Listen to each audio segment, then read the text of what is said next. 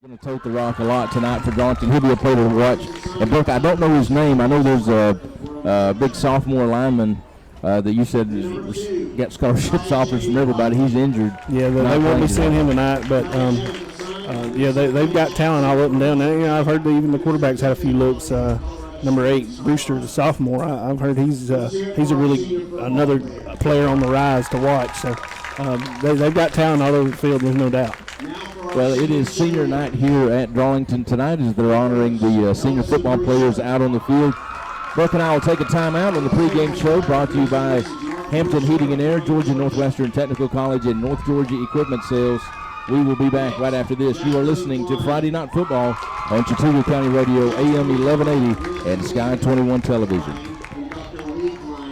Georgia Northwestern Technical College is happy to be a part in bringing you tonight's game.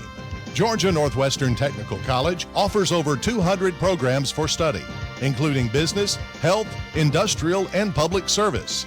Georgia Northwestern Technical College is here to provide educational skills and training for the benefit of the community they service, and wish everyone involved in tonight's game much success. Hampton Heating and Air is proud to be bringing you tonight's pregame show and wants to wish a great season to the Trion Bulldogs and Chattooga Indians. They offer full and complete install, service, and warranty work. Give them a call today at Hampton Heating and Air, 706-857-3126, 706-857-3126. Good luck to the Chattooga Indians and the Trion Bulldogs from Hampton Heating and Air in summer. North Georgia Equipment Sales in Somerville and Rock Spring is proud to be bringing you tonight's pregame show. North Georgia Equipment Sales knows what you want in a chainsaw. You want legendary performance, you want industry-leading ergonomics, and you want precision cutting that gets the job done quickly and safely. That's why North Georgia Equipment Sales wants you to try a Husqvarna chainsaw with air injection, low vibration handles, and powerful X-Torque engines. Husqvarna chainsaws are trusted by professionals around the world. If you want to take down a tree or clear a forest, you'll want a Husqvarna chainsaw. It's what precision cutting's all about. Visit North Georgia Equipment Sales in Somerville and Rock Spring, Georgia, or online at ngs.com. United Community Bank in Somerville and Trion.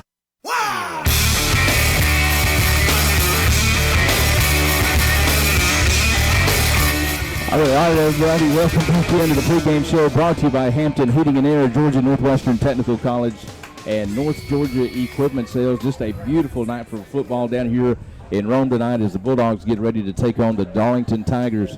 First off, we'll tell you about what happened in high school football last week. Trion had the week off, as did Chattooga. So I know a lot of us took a week off from high school football, but here's what happened last week. In Region 6A, Mount Zion got the win over Gordon Lee 35-7.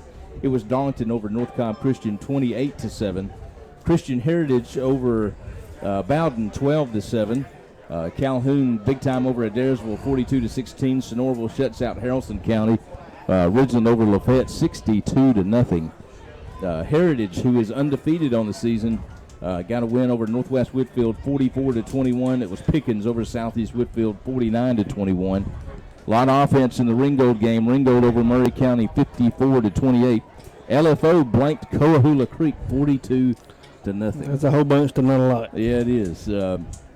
Dalton over River Ridge 25-0. Cartersville shut out LaGrange 56-0. Cedartown over Central Carrollton 35-14. It was Rome over Hiram 42-13. Now, Chattooga, as we said, Chattooga was off last week. Tonight they are on the road at Model. You can hear that game if you go to ChattoogaInfo.com, and they have the web game link there. You can go listen to the Bairds, Jordan and his dad call that game for Chattooga at Model. Looking around Region 6A, Bowden at Mount Zion. Burke, I just really scratching my head over Bowden. They lost. I know, that's what I was going to say. That one jumped out at me. Everybody knows there's no secret Christian Heritage has struggled as of late. They've and to get a win over Bowden, that's big. I was shocked, really. But I mean, it just goes to show how much Bowden's been struggling as well. Yeah, we saw them at home, Burke, and I mean they didn't look like they were a team that were going to lose to Christian Heritage. Our last game 2 weeks ago was at Christian Heritage, and Trion just did anything they wanted to with them. And Bowden played a tough three-quarter game against Darlington. Yeah, they did. That was a tight game going into the fourth quarter. It got a little lopsided at the end. We talked about it. Bowden's depth has been an issue. Yeah. But just from seeing them play, I never would have guessed they would have lost to Christian Heritage. Me neither. Let's see. Other games in Region 6A, Christian Heritage, after the big win over Bowden, they play on the road at North Cobb Christian tonight. Dade County plays at Coosa. Purple on the road at Rockmart.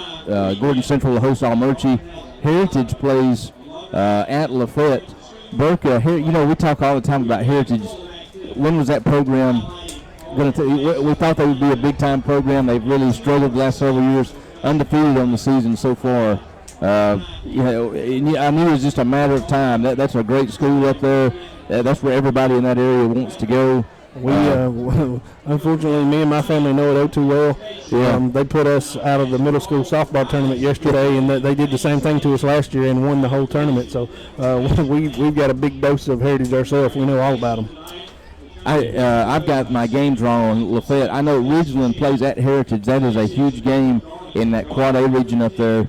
Ridgeland and Heritage both undefeated. Ridgeland, is ranked in the top 10. Heritage not getting the same respect, but they've got an opportunity to earn it tonight. Southeast Whitfield plays at Gilmer. Northwest Whitfield plays at Pickens. Daresville goes on the road to Sonoraville. Bremen will host Harrison County. Cartersville plays Sandy Creek in Cartersville. Sequoia on the road at Dalton. And Cass playing at Rome. Fans, referees, and athletes strength and pursuit excellence during this event and all that we do. We pray for athletes, protect them from injury and harm, and instill in them respect for one another and reward for their perseverance. In all that we do, may we always give you glory. Amen. And now, you'll remain standing and remove your hats in honor of America and the playing of our national anthem by the Darlington Stadium Band, led by Ms. Tia Roper.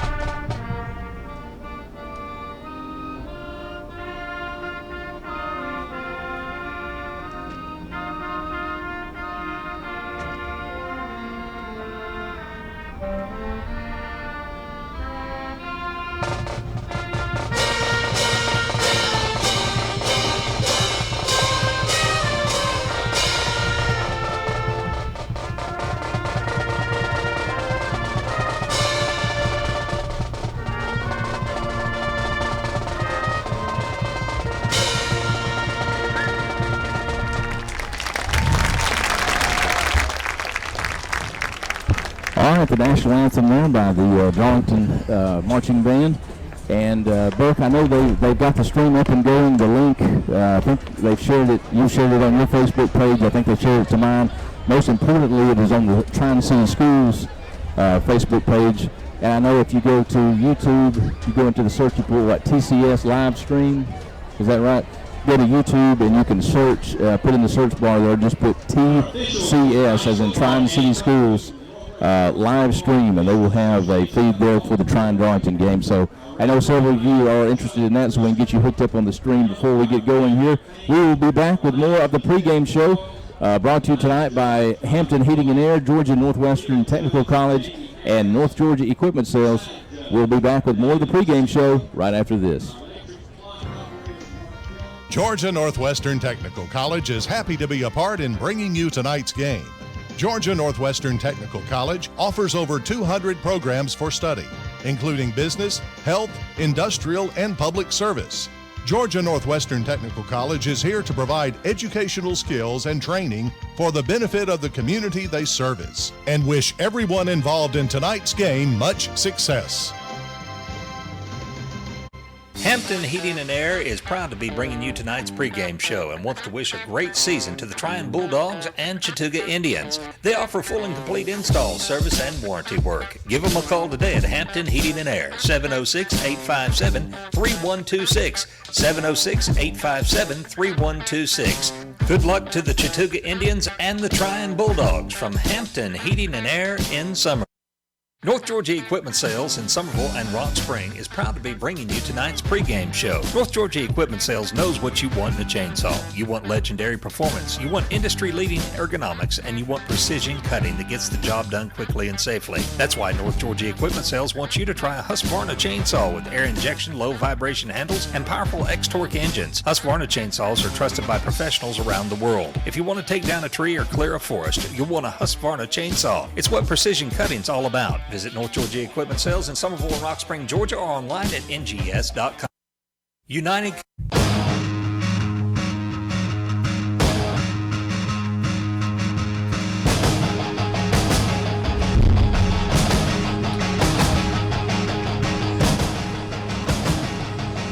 All right, everybody, welcome back into the pregame show, brought to you by Hampton Heating and Air, Georgia Northwestern Technical College, and North Georgia Equipment Sales.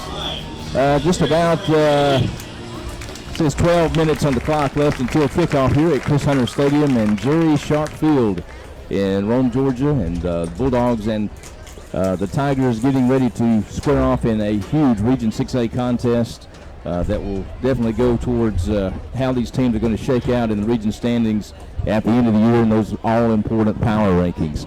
Let's take a look at the series history between the two. This is the 17th overall meeting between Darlington and Trion. Darlington leads the series, 13 wins, 3 losses, and the Tigers on a 5-game winning streak dating back to 2010. The last time the Bulldogs defeated Darlington was a 21-14 win back at Sam R. McCain Stadium in 2009. Coach Brown has faced the Tigers 3 times in his career with the Bulldogs. In those 3 contests, the Bulldogs have averaged only 11 points per game on offense while surrendering an average of 36 points per game on defense to Darlington. In the history of the series dating back to 1992, Trion has won 3 times in 2009, 2003, and 1999. Burke, in those 3 wins, Trion has scored 21, 20, and 17 points respectively. Ironically, the most points Trion has ever scored on Darlington came in a 35-25 loss to the Tigers back in 1999. So, Burke, a big problem is when we play Darlington, we don't score enough. Yeah, like we were talking on the way down, man. I think when most folks think of Darlington, they think of scoring points and offense, but in reality, you look at the numbers and it proves true that their defense usually is what they hang their hat on. The offense gets all of the glory and all the flash, but the defense is what really keeps them in the ball games. Yeah, I think Trion's only averaging 11 points per game on offense, and you can't ask your defense to win a game when your offense only scores 11 points. Trion is going to have to play better offensively tonight against that Darlington defense. Yeah, they're gonna have to open it up and dig a little deeper into the playbook, and I think we talked about it again on the way down. They pulled out a little trickery last year on the first play and hit a touchdown, and it kind of got a little stale after that. And I think we're gonna see them open it up tonight. Yep.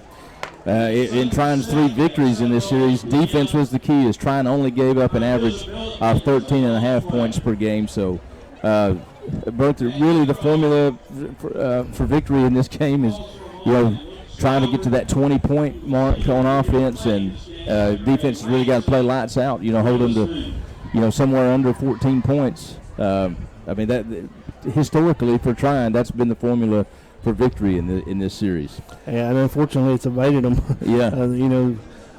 It's tough to ask your defense to hold a very talented team to look 14 or less. The offense is going to be the key. I think they're going to have to spread it around, and just talking to some folks, they've got a couple of young guys in the defensive secondary. I think Gills may have to make a few plays in the passing game in order to open that thing up. Burke, I think that's absolutely the key in tonight's game. Trion is going to have to go through the air some and utilize that senior quarterback in that passing game. Because I say it all the time, good teams like Darlington, they're going to take away those jets and the bellies, and you have got to find alternate ways to move the football. You've got to get the ball out there in space to Rayleigh, Willingham, and Phillips, and and some of those guys, and hope they can make a couple of guys miss, because, like you said, they're going to. I guarantee you, they've been filmed up, and they're just itching for that belly. So it'll be key. It's going to be interesting to see who make the most plays. Darlington comes into tonight's game 4-3 overall, 3-1 in region play. The Tigers had 2 non-region losses in week 2 and in week 3 to Ridgeland and Heard County. Both of those teams are ranked in the top 10 in the state in their respective divisions. Ridgeland in Quad A and Heard County in Double A. So 2 very respectable losses to 2 very good football teams. The Tigers' lone region loss came 2 weeks ago at home here at Chris Hunter Stadium against division-leading Mount Zion. Darlington lost 31-30 in the final minutes of the game. In region play, the Tigers have also defeated Gordon Lee 50-17, Bowden 43-21, and Northcom Christian 28-7. Burke, it's always dangerous looking at comparison games like that, but when you look at how they've played other people, Trion and Darlington, very, very similar so far this year. Yeah. Like you said, it's tough trying to compare teams that each team plays, but like you said, very, very similar. The Tigers head coach is Tommy Atha, who is in his 16th season at Darlington. He took over for the legendary coach Jerry Sharp after the 2001 season. Coach Atha is 128-51 in his career with the Tigers for an overall winning percentage of 71.5%. I think he's got 5 region titles. Coach Tommy Atha, one of the best high school football coaches in this area for sure. Oh, there's no doubt. We were talking about the stadium named after Coach Sharp. He was a legendary coach. You look at his winning percentage. You could hang that up there against anybody. And a really good guy. And Coach Atha followed right along in his footsteps. Yeah, I think Coach Sharp was here for, 30 years or so. I mean, they've had 2 coaches in the last almost 50 years, basically. I remember Coach Sharp, that 1998 Darlington team won the state championship. Or was it? I think it may have been. Was it 90? It was 97, 8, 9. It was somewhere right in there. Mm-hmm. I can't remember the exact. I remember they were. That was one of the best football teams I've seen back then. Darlington definitely has a lot of championships to their credit. Burke, looking at the Region 6A standings, Mount Zion and Trion both tied at the top at 3-0. Darlington at 3-1.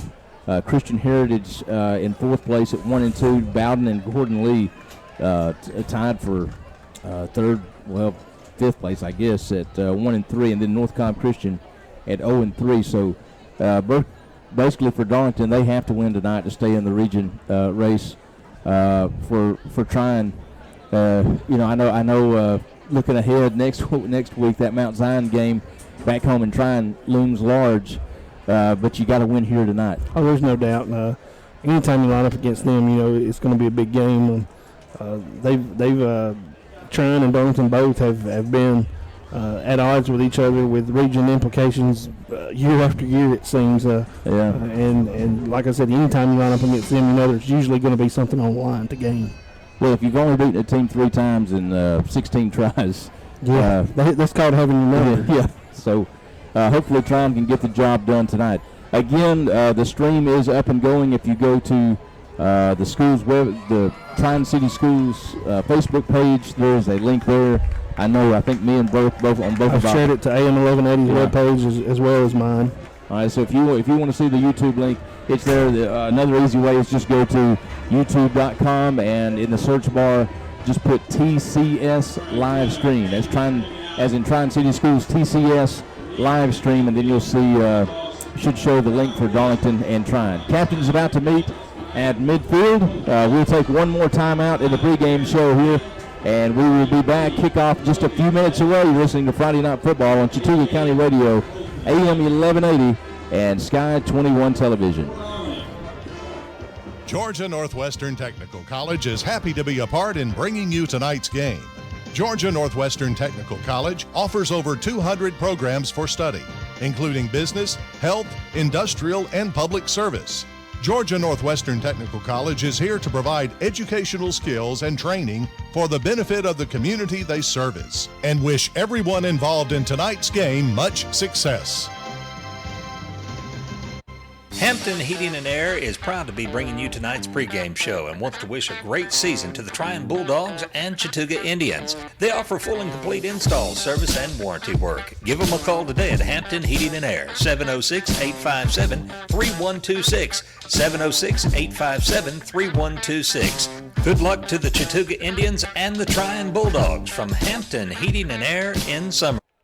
North Georgia Equipment Sales in Somerville and Rock Spring is proud to be bringing you tonight's pregame show. North Georgia Equipment Sales knows what you want in a chainsaw. You want legendary performance, you want industry-leading ergonomics, and you want precision cutting that gets the job done quickly and safely. That's why North Georgia Equipment Sales wants you to try a Husqvarna chainsaw with air injection, low vibration handles, and powerful X-Torque engines. Husqvarna chainsaws are trusted by professionals around the world. If you want to take down a tree or clear a forest, you'll want a Husqvarna chainsaw. It's what precision cutting's all about. Visit North Georgia Equipment Sales in Somerville and Rock Spring, Georgia, or online at ngs.com. 3 claps, we're ready tonight. 3 claps.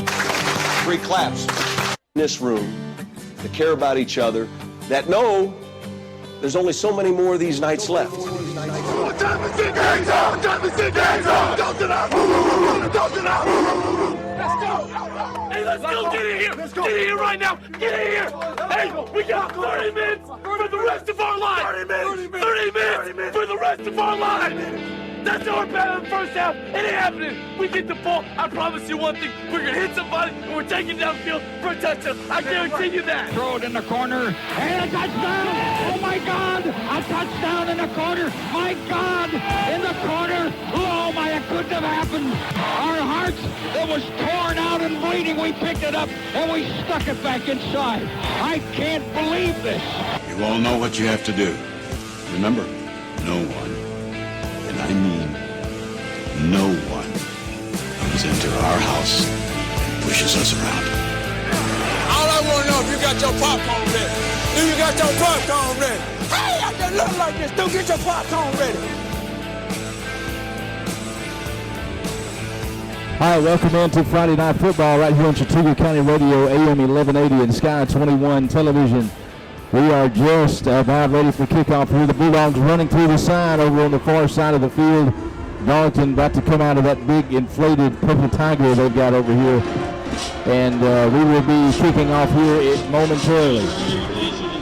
Weather forecast for tonight, clear skies and milder with game time temperatures starting out at around 73 degrees at kickoff before falling down to around 69 degrees by the game's end. Winds will be very light out of the southeast.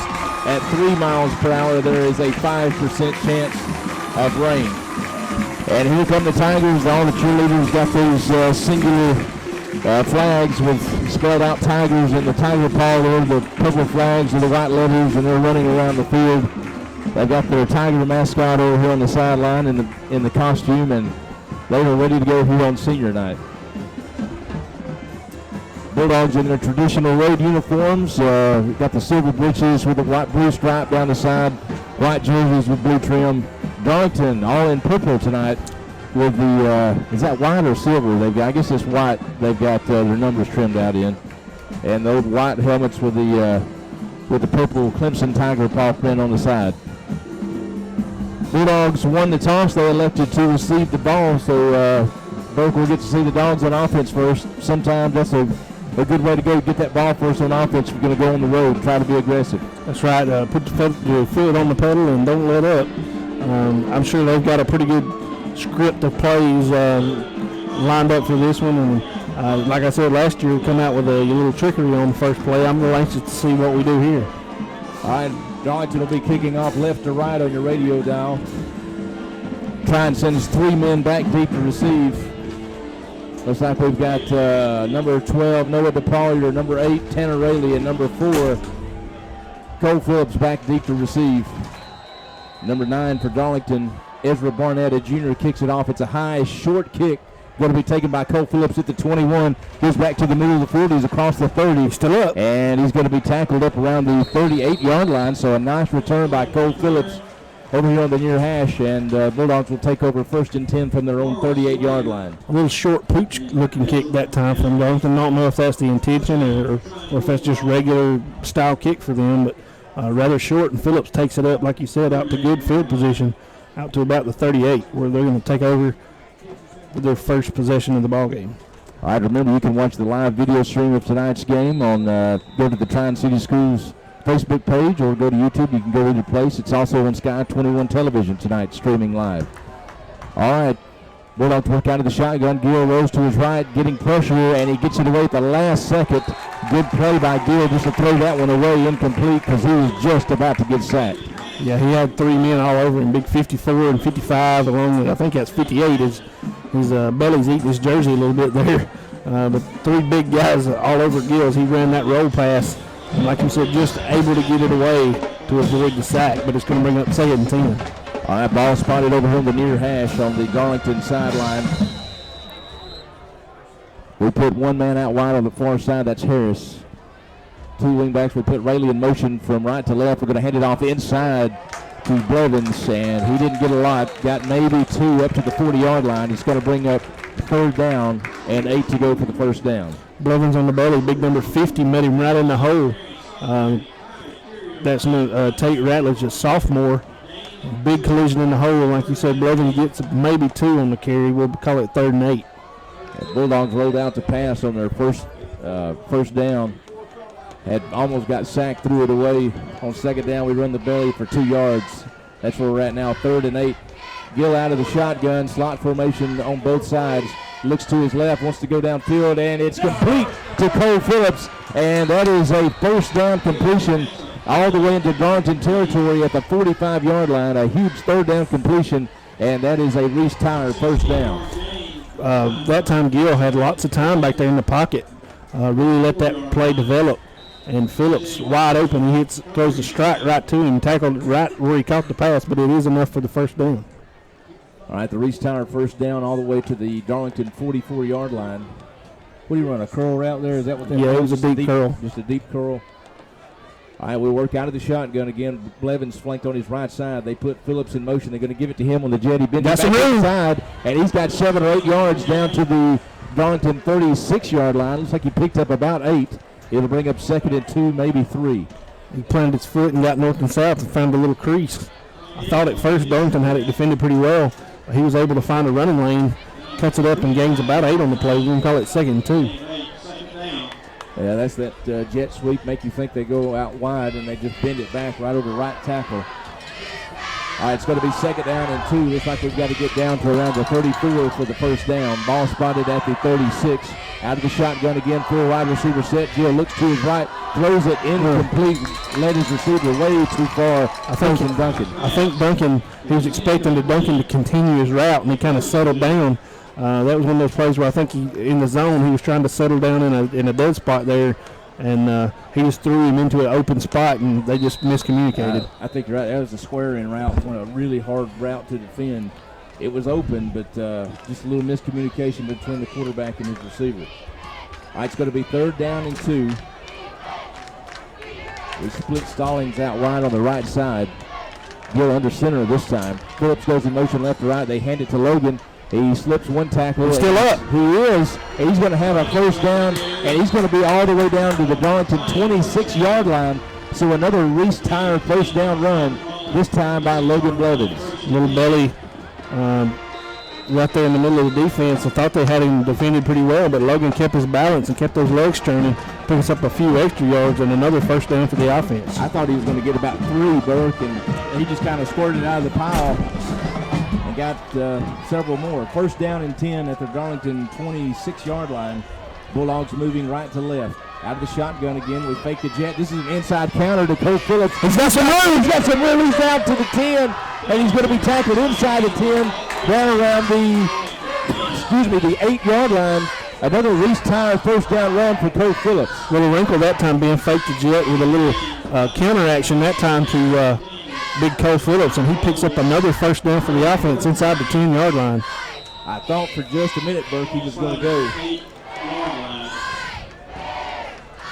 All right, it's going to be 1st and goal inside the 10 now. And we split Stallings out to the wide on the right side. Ball spotted over on the far hash on the Trion sideline. Gill under center this time. They put a man in motion. And he's going to walk in. And that is a touchdown for Logan Blevins. Blevins goes in from 8 yards out and gives the Bulldogs a 6-0 lead. Bulldogs strike first on their first possession. The offense looked good on the first drive, Ben. Really hit a couple of big passes when they needed, and also Blevins able to get the running game going inside along with Phillips. So nice job on the touchdown. He just walks in. Nice job by the offensive line. Morales comes in to attempt the extra point. He's only missed 1 or 2 this year. Let's see if he gets it here.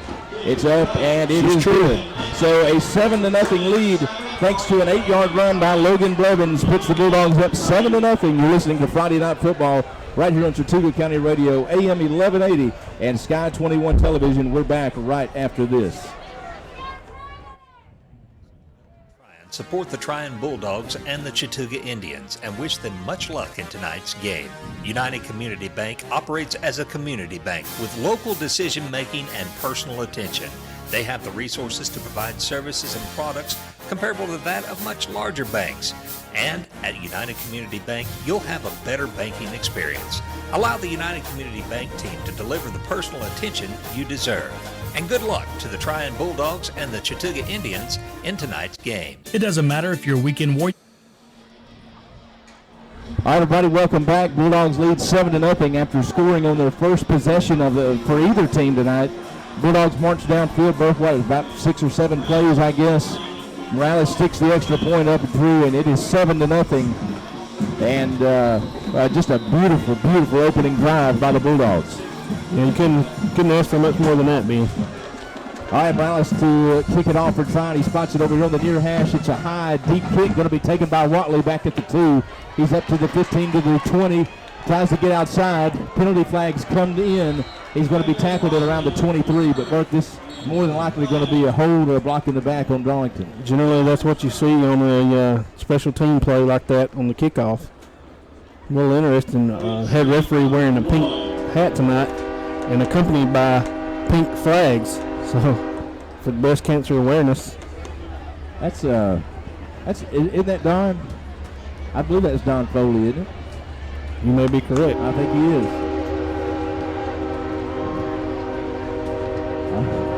You can hear the train passing by the tracks just behind the visitor stands here at the Cruise Center Stadium. It is I didn't see the signal, but they're marking it. They're walking it back for Darlington. I think it's a block in the back. Going to take it all the way back to the 10.5-yard line. A holding penalty on Darlington. So they're pinned back deep in their own territory. Let's see what they come out and do. You think they're going to feed Watley here, Bert?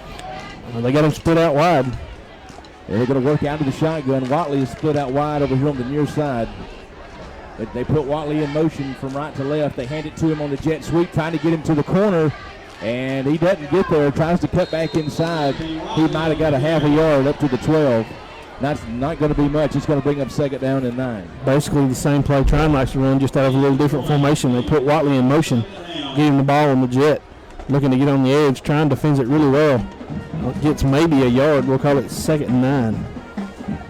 2nd down and 9. Watley, of course, as many of you probably know, committed verbally to play for Georgia Tech next year. He is a very gifted athlete, and they're going to give him the ball time after time tonight. He's the guy we got to keep your eye on, number 2. I'll tell you every time where they put him. They like to move him around. He's in the slot on the far sideline this time. 3 wide receivers set, 2 to the left, 1 to the right. They work out of the shotgun, 1 back flank beside him. It's a hard count trying to draw us off sides, and they don't do it. Quarterback goes back up to the line of scrimmage to change the play. Waiting on the snap here, he takes it, and this is going to be a zone read to Watley. Number 16, over to the left. The senior. He picked up about 7 or 8 yards. It's going to bring up 3rd down and very short. I think maybe 1 to go for the 1st down. Pretty good run that time on the zone read. All the way out. It looks like he's going to be about a yard short of the 1st down, like you say. So 3rd and short here for the defense. It'd be really good if they could pin them deep. They're hurrying up to the line. All right, 3rd down and 1. Darlington hurries up. They go under center.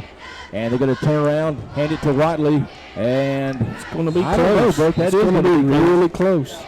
It looks like they spotted him at the 21. That's right at the first down marker. I think everybody in the stadium had an idea who was going to get the ball. Trion did a good job of rallying. But I think he got the first down. So first down run there by, was that Swagger? That time it was Watley. Oh, it was? Okay. It was Watley. They've split Watley out wide most of the time tonight. This time they've got him in the slot again over on the far side. Full wide receiver set. They put Watley in motion from left to right. Quarterback rolls to his right, looking for Watley in the flats, and it's almost picked off, and it's knocked down incomplete by Hagan Willingham. That one didn't work. It's going to bring up second down and 10. I mean, it's clear they're trying to get Watley the ball at all costs. They put him in motion that time, just try to run a little flare pattern out of the backfield, and Willingham read it perfect, jumped the route, and like you said, almost came through him and got the interception, but at least knocks it away. It's going to bring up second and 10. And they just brought him in motion out of the slot left to right. And like Bert said, just ran a flare pass on the opposite side of the field. Hagan Willingham saw it the whole way, though. This time they're going to hand it off to Watley, trying to get around right in. He breaks one tackle and another. Still up. We're finally going to tackle him up around the 30-yard line. It's going to be short of the first down. It's going to bring up third down and another short yardage situation. Again, Watley on the carry. Phillips comes up and makes a good tackle. Can bring up third and about 2. Yeah, it's about a yard and a half, yard and 3/4, just a little bit less than 2, but a little bit longer than they had on the last one. Let's see what they do. They line up out of the pistol. Watley is behind the quarterback in the pistol formation. They look to the sideline. It looks like they're going to change the play. They got some poster boards they're throwing up over here to give them the audible. All right, they're going to turn around, hand it to Watley, and they got him hemmed up. Backfield, he's going to lose yardage back to the 28, and they're going to be at least 3 or 4 yards shy of the first down. It's going to bring up fourth down and about 4. Darlington's offense staying on the field. Surely, Bert, they're not going to go for it on 4th and 4 from their own 29-yard line here. I think the referee's warning Darlington that quarterback trying to get drawing off sides is moving his hands. I think they warned him if he does that again, he may be in trouble. Now they send the punt team in. We've got a big old punter, big number 50 back there to punt. Yeah, he is. Number 10, Hagan Willingham, back deep to receive on his own 40-yard line. Bulldogs leading 7-0. It's a slow snap and a low line drive kick. Let's see if Hagan's going to catch it and try to run. He's just going to let it go. It hit at about the 37 and it's going to roll all the way back to the 24-yard line. Not a pretty punt, but very effective. It was. It was one of those weird bouncers. Hagan probably did the smart thing just to let that one go. So the Bulldogs, they hold serve on the first, on Darlington's first possession, 7-0 with 5 minutes and 5 seconds left to go in the first quarter. Bulldogs lead 7-0. They've got it 1st and 10 now on their own 24-yard line. Offense looked really good on the first series. Let's see if they continue their success. Try to mix it up. All right, we've been out of the shotgun a bunch tonight. Trip formation to the left, one wing in motion to the right, and they're going to give it to Rayleigh around left end here. He's still on his feet trying to get yardage. There's just nowhere to go. Purple jerseys everywhere. We're going to lose about 2 yards back to the 22. That time Rayleigh on the jet had a blocker out front, but unfortunately there were 2 men out there for one blocker, and unable to shake big number 84 that time for Darlington, and he makes the tackle for about a 2-yard loss. Yeah, we just, no mystery there where we were going. We just put trips to the left. Tried to outflank them with blockers. Yeah, put Rayleigh in motion from right to left, gave it to him on the jet, but there was absolutely nowhere to go. This time we do all kind of shifting. We go in a 4 wide receiver set. They flank Blevins out of the shotgun right beside Gill. Gill looking downfield, going to throw complete on a little drag route over the middle. It only got about 3 yards, though, back to the original line of scrimmage. It's going to bring up 3rd and 10. Phillips, like you said, on a little drag right across the middle, just trying to let him outrun that linebacker. But big, I say big, he's not very big. He's short in stature, number 37. But he's got some quicks for sure, because he was right in Phillips' back pocket. About 3rd and 10 here. You can't get too aggressive down here deep inside your own territory. We'll see if how aggressive they get with Gill here throwing the football. Now we shift at the last second into a 4 wide receiver set. Gill out of the shotgun. Blevins flanked on his left side. They're just going to hand it to Logan right over the middle. He's got some room. And he's going to be very close. I think he got it on that second effort. That's going to be a Reese Tire first down, a kind of a delayed draw handoff to Logan Blevins. He gets up to the 34.5-yard line, and that is a Reese Tire first down run for Logan. Good run by Logan. The delayed draw that time worked perfect. I thought they were going to stop him just short, but his effort and leg drive picked up just enough yards for the first down. Nice run by Blevins. All right, 1st and 10 Trion. Bulldogs leading 7-0 with 3:55 left to go in the opening quarter. Gill this time going to go under center. We flop the tight end Duncan to the left side. This is going to be the crisscross play. They cut it back inside. We've got 3, maybe 4 yards. That's Rayleigh, who got all the way up to the 37-yard line. So he picked up about, what was that, maybe a 3-yard gain. It'll bring up 2nd down and 7. That crisscross play takes a little while to develop. He had a run lane, but it gave those inside linebackers just enough time to react, and they shut it down after about a 3-yard gain. 2nd and 7 Dogs from their own 37-yard line. Bulldogs moving right to left. We put Cole Phillips in motion from left to right. Now they move him back. That's kind of the little offsides play, trying to draw people off. Now they put him back in motion. This is going to be a handoff inside to Logan. Ball's on the ground. Ball's on the ground, and Darlington has it. But that's the one thing that we cannot do tonight. That's something you don't see Blevins do very often. I think he got it raked that time. Yeah, they had him stood up. Somebody came in and punched the ball loose from Logan's hands. Tigers going to have it 1st and 10 at the Trion 40-yard line. So you got to flush that and start over on defense and try to hold serve. Oh, that was big. Logan had just got us a first down on a big run on 3rd and 10. And had another nice run there. We would have been relatively close to the first down, but we cough it up at the 40. Got to see if our defense can bail us out here. Darlington looking to the sideline, getting those, they're holding up poster boards over here with the audibles, yeah. Watley's over here in the slot. They hand it to Quarterback keeps it. He's got 7 or 8 yards, maybe 10 now, up close to the 30-yard line. It's probably going to be 2nd and short as he's just shy of the first down marker. A zone read out of that shotgun look. He rides that halfback there and keeps it himself. He's going to be just short of the first down. That's going to be 2nd down and a yard to go. They've got to get to the 30 for a first down. 4 wide receiver set, 2 men split out wide on each side. Darlington works out of the shotgun. Watley's over on the left slot. They're looking his way, and they're going to throw to him in the end zone. He is open, and it's a touchdown. Phillips was right there. I think he just misjudged the ball. I really thought when he threw it up there, Phillips was going to have a chance to intercept it. But the quarterback did a really good job keeping it just out of Phillips' reach. And, again, I think he looked back for the ball, and I think he misjudged it just a bit. He got up and got his hand and just missed it by about the length of the football. I think come out in kind of a water bucket formation. See if they're going to try to pull a trick play here. Now they don't. They go back to their standard extra point formation. 7-6, Trion leads at the moment. Let's see if they can convert the extra point. It's a bad snap.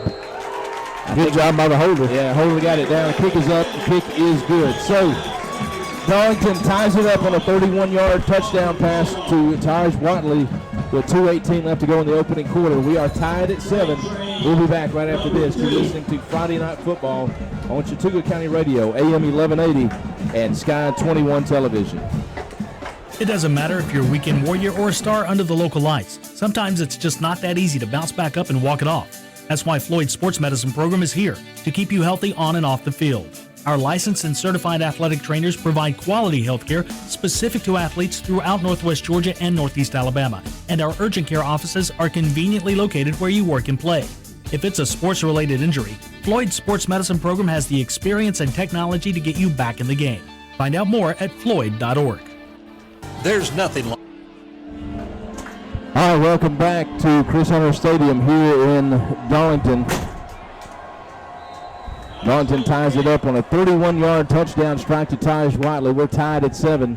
This is a high, short kick going to be taken at the 18 by Cole Phillips, trying to go back to the center of the field, looking for a block, and they're going to wrangle him down at the 27-yard line.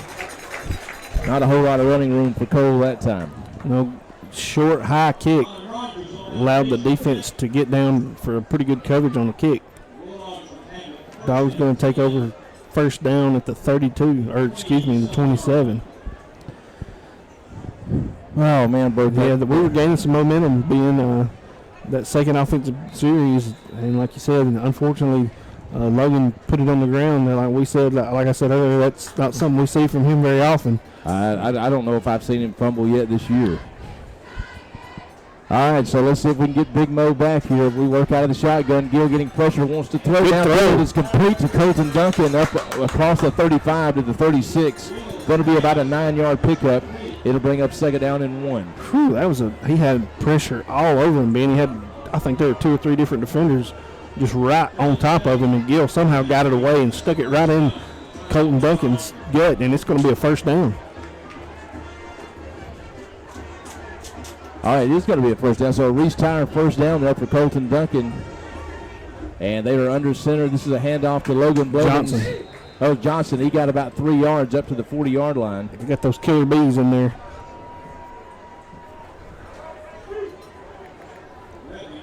Burke, you're going to have to take the play-by-play here for a second. I got to get our stream going back on.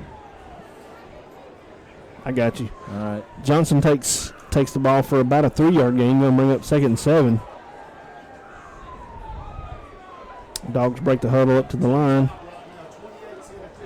We're in the shotgun. 4 wides.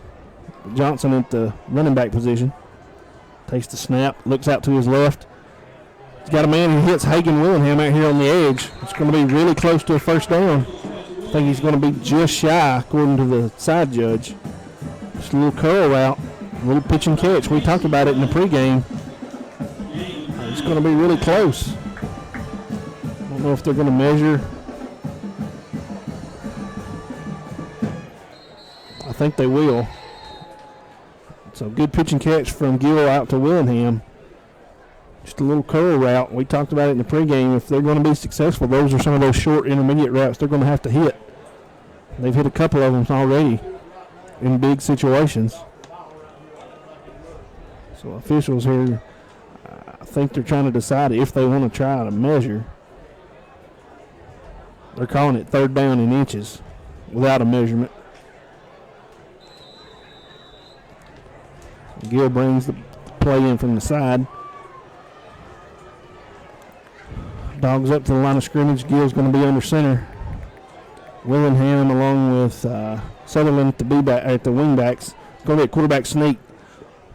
Gill uses that big frame and leans forward. I think he's going to have plenty for the first down. For Reese Tyre, first down that time for the offense by Gill, the quarterback, on the sneak. So not trying to get too fancy on 3rd and short. We'll just let Gill lean that big, tall frame across the line of scrimmage for the first down. All right, we got that straightened out. I think we got the radio feedback up. I think the clock looks like it's 10. That's going to be the final play of the first quarter. So, entertaining first quarter. We're tied at 7. And that is the end of 1. We'll be back for second quarter action right after this. You're listening to Friday Night Football right here on Chattooga County Radio, AM 1180 and Sky 21 Television. There's nothing like high school football in the South. Everyone loves to cheer their team to victory. Around here, great teams aren't just on the football field.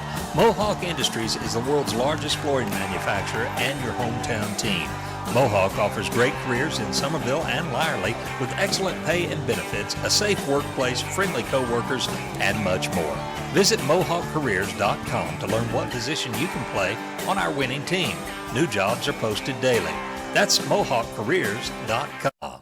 At Harvey's South End Auto, they can get you in a new ride today. If you're in the market for a pre-owned automobile, check out the great selection at Harvey's South End Auto or visit them on the web at harveysautos.com. You can call them at 706-857-AUTO.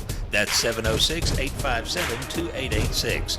Harvey's South End Auto is proud to be bringing you the Trion Bulldogs and the Chattooga Indians. Good luck to the Chattooga Indians and the Trion Bulldogs from Harvey's South.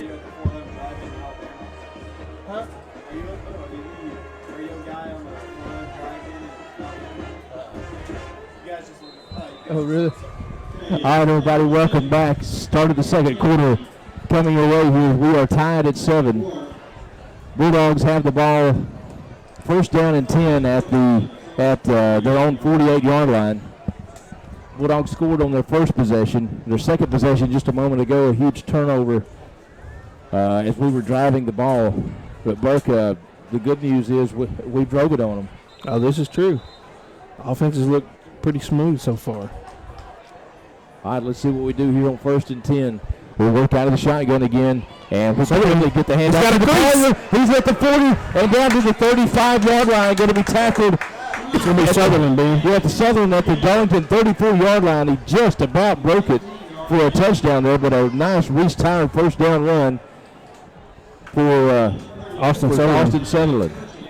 Sutherland, not a big kid, but I tell you what, he's got quicks. He found a crease that time and exploited the defense.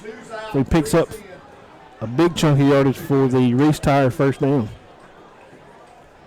All right, 4 wide receivers set, 2 split out wide on each side. Gills out of the shotgun, takes the snap, looks to his left, going to hit number 15, Hayes, on a curl route. Harris on a curl route. That's going to be another Reese-tired first down all the way down to the Darlington 16-yard line. Burke, I just heard one of the Trion coaches said that was a check. I don't know if check at the line of scrimmage. If Gill checked into that at the line of scrimmage.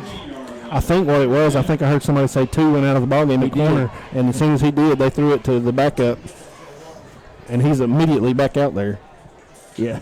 They're going to make sure he doesn't get any rest. Yeah, Wadley's the corner out on the far side. He's lined up across Brett Brown.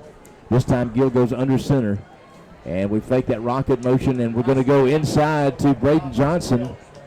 And he's going to have maybe 3 yards down to the, let's see, about the 14-yard line. Pickup of about 3. We can get a first down. Just like right around, the 5-yard line, Bert? Yes, it is, Ben. Looks like they're going to give him about 2 on the carry. It's going to be 2nd down and 8. Ball sitting on about the 13.5-yard line. We're tied at 7 here early in the second quarter. We need a touchdown here, Bert. You're exactly right. Like I said, they got those killer bees. That's kind of the nickname I gave those second group of backs. They've been effective, but yes, it does look like we're going to take a timeout. All right, Trion's going to take a timeout real quick and talk about this 2nd and 8 play. 10:21 left to go in the second quarter. It is 7-7. Bulldogs have it 2nd down and 8 at the 13-yard line of Darlington. When we come back, you're listening to Friday Night Football on Chattooga County Radio, AM 1180, and Sky 21 Television.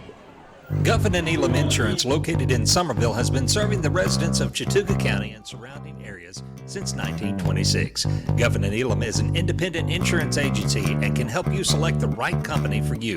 So for all your insurance needs, call Guffin and Elam Insurance at 706-857-3494. That's 706-857-3494. Guffin and Elam is proud to be a part in bringing you tonight's game. North Georgia Equipment Sales in Somerville and Rock Spring, Georgia are proud to be supporting the Trion Bulldogs and Chattooga Indians. This season, Husqvarna has the answer for achieving property maintenance perfection.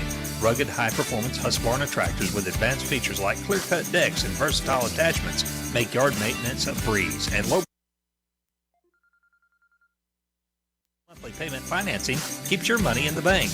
For smaller lawns, Husqvarna walk mowers are the answer, featuring premier cut decks and powerful easy start engines. Your lawn will be the envy of the neighborhood. Visit North Georgia Equipment Sales in Somerville and Rock Spring, Georgia, or online at www.nges.com. All right, everybody, welcome back.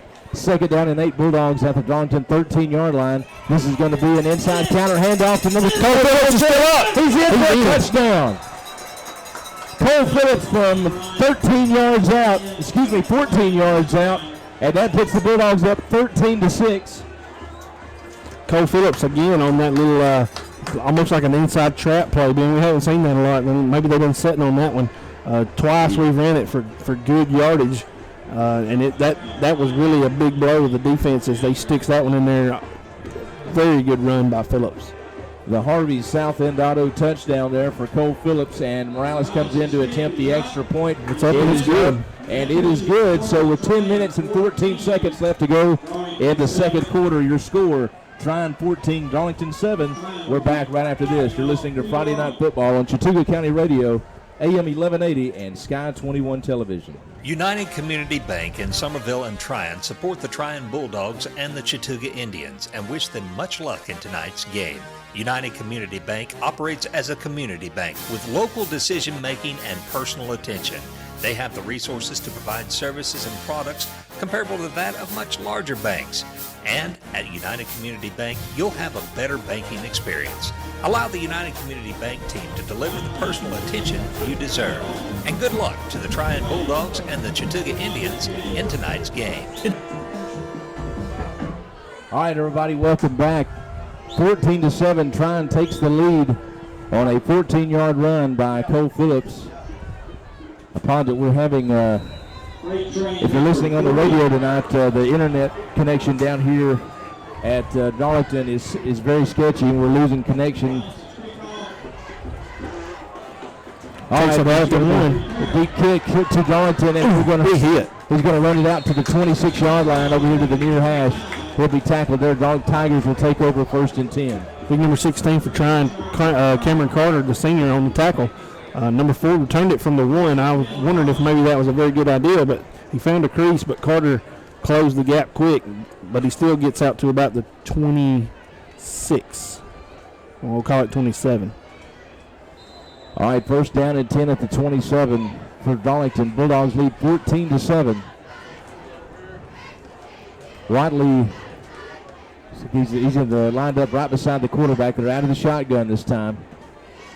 And they put a man in motion from left to right. And this is going to be, they fake the end around. Watley's got it. He gets across the 30 up to the 33. Pickup of about 7, maybe 8 for the senior tailback. And that'll bring up 2nd down and 2. Little belly play out of the shotgun to Watley. Looked like Johnson in on the stop.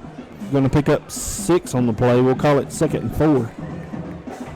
Will you take it here for a second, Bert? Gotcha. Again, they're trying to get Watley the ball any way they can. Again, out of the shotgun. Watley to his left. Again, same play, but he's going to throw a pass this time. A little fake. Throws it out and flats to big number 44. He makes the catch and picks up a 1st down on the offense for the offense. Just a little quick route. Play action that time as they stuck it in the belly of Watley. Pulled it back out and raises up and hits big number 44, Hunt, the senior. And he picks up the 1st down for the offense. Good-looking little play action pass that time. All right, it'll be 1st and 10, Darlington from their own 46-yard line. Bulldogs leading 14-7 with 9:08 left to go until halftime.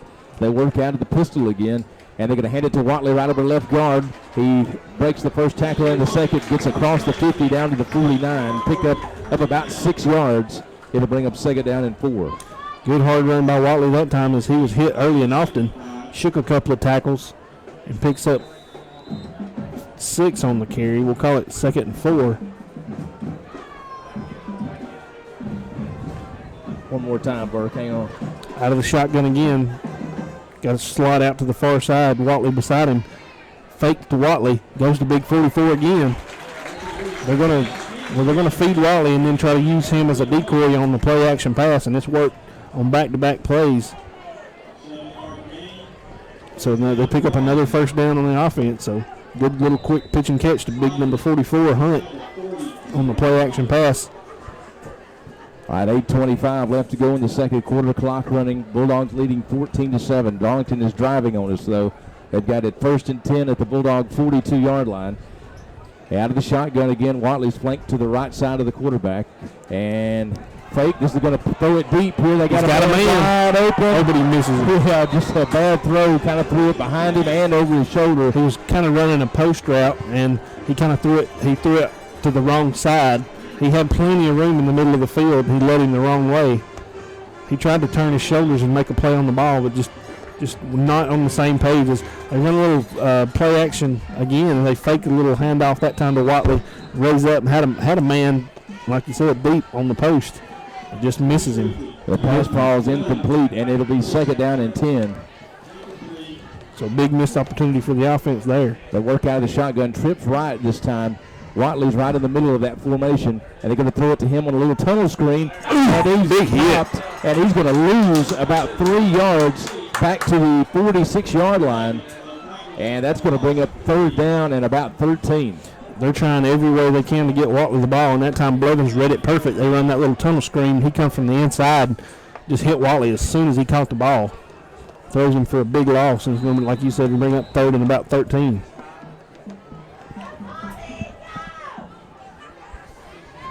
All right, this is big here. Maybe yes, it looks like it may be 3rd and 14 where they've got the down marker at. 3rd and 14, ball is right on the Trion 45-yard line. They've got to get down to the 33 for a first down. And I believe Darlington's going to have to burn a timeout here. Yeah, it looks like they didn't have the right personnel on the field. All right, so they do. Darlington takes a timeout. 7:15 left to go until halftime. Bulldogs lead 14-7. We will return right after this. You're listening to Friday Night Football on Chattooga County Radio, AM 1180 and Sky 21 Television.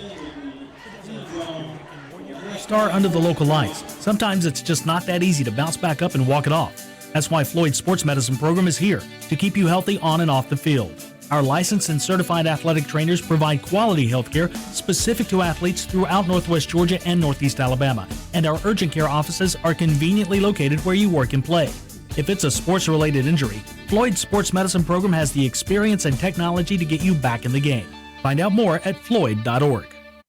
There's nothing like high school football in the South.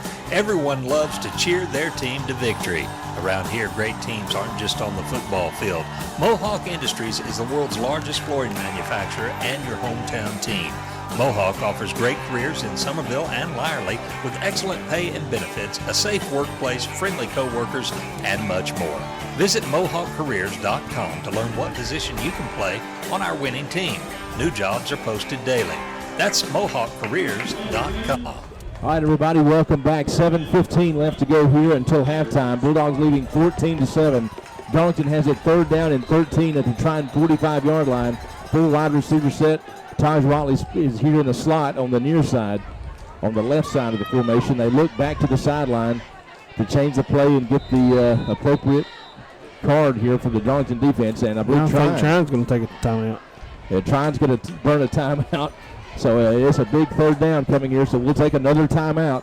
You're listening to Friday Night Football right here on Chattooga County Radio, AM 1180 and Sky 21 Television. At Harvey's South End Auto, they can get you in a new ride today. If you're in the market for a pre-owned automobile, check out the great selection at Harvey's South End Auto or visit them on the web at harveysautos.com. You can call them at 706-857-AUTO. That's 706-857-2886. Harvey's South End Auto is proud to be bringing you the Trion Bulldogs and the Chattooga Indians. Good luck to the Chattooga Indians and the Trion Bulldogs from Harvey's South End Auto. Guffin and Elam Insurance, located in Somerville, has been serving the residents of Chattooga County and surrounding areas since 1926. Guffin and Elam is an independent insurance agency and can help you select the right company for you. So for all your insurance needs, call Guffin and Elam Insurance at 706-857-3494. That's 706-857-3494. Guffin and Elam is proud to be a part in bringing you tonight's game. All right, everybody, welcome back. After 2 timeouts, we'll finally see the result of this 3rd and 13 play. Trion leads 14-7 at the moment. 7:15 left to go until halftime. They work out of the shotgun, full wide receiver set. Watley here is the inside slot man. And quarterback looking to throw, and it's complete. He slips by a tackle and fell down at the 30-yard line, but they got the first down by about 2 yards. That time it looked like Cole Phillips was bracket coverage on Watley out here. So they were making sure he wasn't going to get the ball. But unfortunately, number 28, Casey Gunn, the freshman, makes the catch and picks up the first down for the offense. Burke, if he wouldn't have fell down, he might have gone at least another 10 or 15 yards, maybe have scored. A big 3rd down conversion there for Darlington. They look back to the sideline. Play clock down to 4, 3. They get it off, and they're going to throw it complete to Watley. Just a little quick slant. He got to the 25. Looks like he picked up about 6. It's going to bring us 2nd down and 4. Just a little easy pitch and catch, taking the playbook out of what Trion's been able to do. Just a little quick hitter to Watley. The offense starting to click here with the passing game. Trion's did a really good job of keeping Watley hemmed up in the run game. They have. All right, trips left, and they're going to hand it off to Watley, this time over right guard. He's going to be short of the first down by about a yard. picked up about 3. It's going to bring up 3rd down and 1. They've got to get to the 21.5-yard line for the first down. Looks like he's at about the 22. Darlington's going to take another timeout. Wow. You sure? Well, he was trying to call timeout. Don't look like he got it. Well, it seems like there have been 100,000 of these 3rd and 1s and 3rd and 2s for Darlington. This is a big play right here. All right. Hurry up to the line of scrimmage. 3rd down and 1. They hurry up, overload the right side, and they toss it over there. Nobody! And he did not get it. He lost a yard. Woo, big play by big number 60, Peace. Braxton Peace from his defensive end position threw him backwards a yard. I think Darlington kind of hurt themselves. They hurried to the line of scrimmage, didn't get set real well, and I think it hurt them. Burke, they have not been really successful running the ball tonight. That's the second time we stopped them on a big 3rd down. It's going to bring up 4th down and 4. They're going to go for it here. Yeah, they're kind of in territory here. It's too long for a field goal, but too close to punt. Watley's lined up out here at the slot. They're slow getting these plays in. Looking over to the sideline. Play clock at 5, 4, 3. And they get it off. This is no quarterback's going to keep it. He's got the first down. Just enough. Boy, he got it by about 6 inches. Gutsy play calls. They run the little zone read play, and the quarterback keeps it and picks up just enough for the first down. Burke, I thought they were going to get a delay of game. They're taking it down to 2 or 3 seconds every time because they're looking to the sideline to get the plays off of these postcards. Or not poster board, I mean. Got trips to this side. Trips left, 1 man to the right. Watley standing right beside the quarterback out of the shotgun. They hand it to him around left end. He's got to the corner. He's to the 10, to the 5. Touchdown, Watley. Good block that time by the wideout from Darlington. Gives Watley the crease out there on the edge, and he takes it to the house for the touchdown. Watley with his 2nd touchdown run of the night. Well, the first score was a 31-yard pass to him. That time it was a 20-yard run, and Darlington draws to within 1. It's no secret they're going to get him the ball as much as they can because he's lightning in a bottle. He's had a little bit of help from his friends, but not much. It's kind of been a one-man show with Watley. All right, here they try to tie it up on the point after. Kick is up, and the kick is good. So with 4:14 left to go until halftime, your score, Bulldogs 14, Tigers 14. We'll be back right after this. You're listening to Friday Night Football on Chattooga County Radio, AM 1180 and Sky 21 Television. North Georgia Equipment Sales in Somerville and Rock Spring, Georgia are proud to be supporting the Trion Bulldogs and Chattooga Indians. This season, Husqvarna has the answer for achieving property maintenance perfection. Rugged, high-performance Husqvarna tractors with advanced features like clear-cut decks and versatile attachments make yard maintenance a breeze, and low monthly payment financing keeps your money in the bank. For smaller lawns, Husqvarna walk mowers are the answer, featuring premier cut decks and powerful easy start engines. Your lawn will be the envy of the neighborhood. Visit North Georgia Equipment Sales in Somerville and Rock Spring, Georgia, or online at www.nges.com. All right, everybody, welcome back. 4:14 left to go until halftime, and we are tied at 14. Both of these the offenses are duking it out. Yeah, they're counter-punching. Punching and counter-punching. This is a high, short kick going to be taken by Phillips at the 18. And trying to find an opening, just does not one. He just puts his head down, gets right across the 30-yard line up to the 31.5-yard line. And that's where the Bulldogs will take over. Pretty decent starting position there for the offense. Both offenses really been working pretty good. Defense has usually been the name of this contest, but so far offenses have kind of had their way. The difference so far has been Trion turned it over, and Trion had one defensive stop, so basically offenses are about even. Score update from Chattooga. Indians leading 21-0 with 2 minutes left to go until halftime there. All right, Trion under center this time, and penalty flags come out.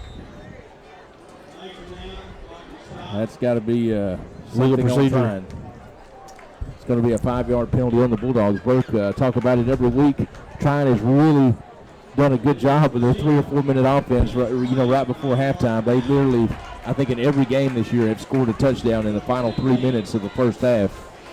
And boy, could we use one here. Yeah, they don't do a good job of helping themselves there, as they're going to be behind the yardstick. All right, 1st and 15. 4:05 left to go in the half. Gill works out of the shotgun. He puts Rayleigh in motion from right to left.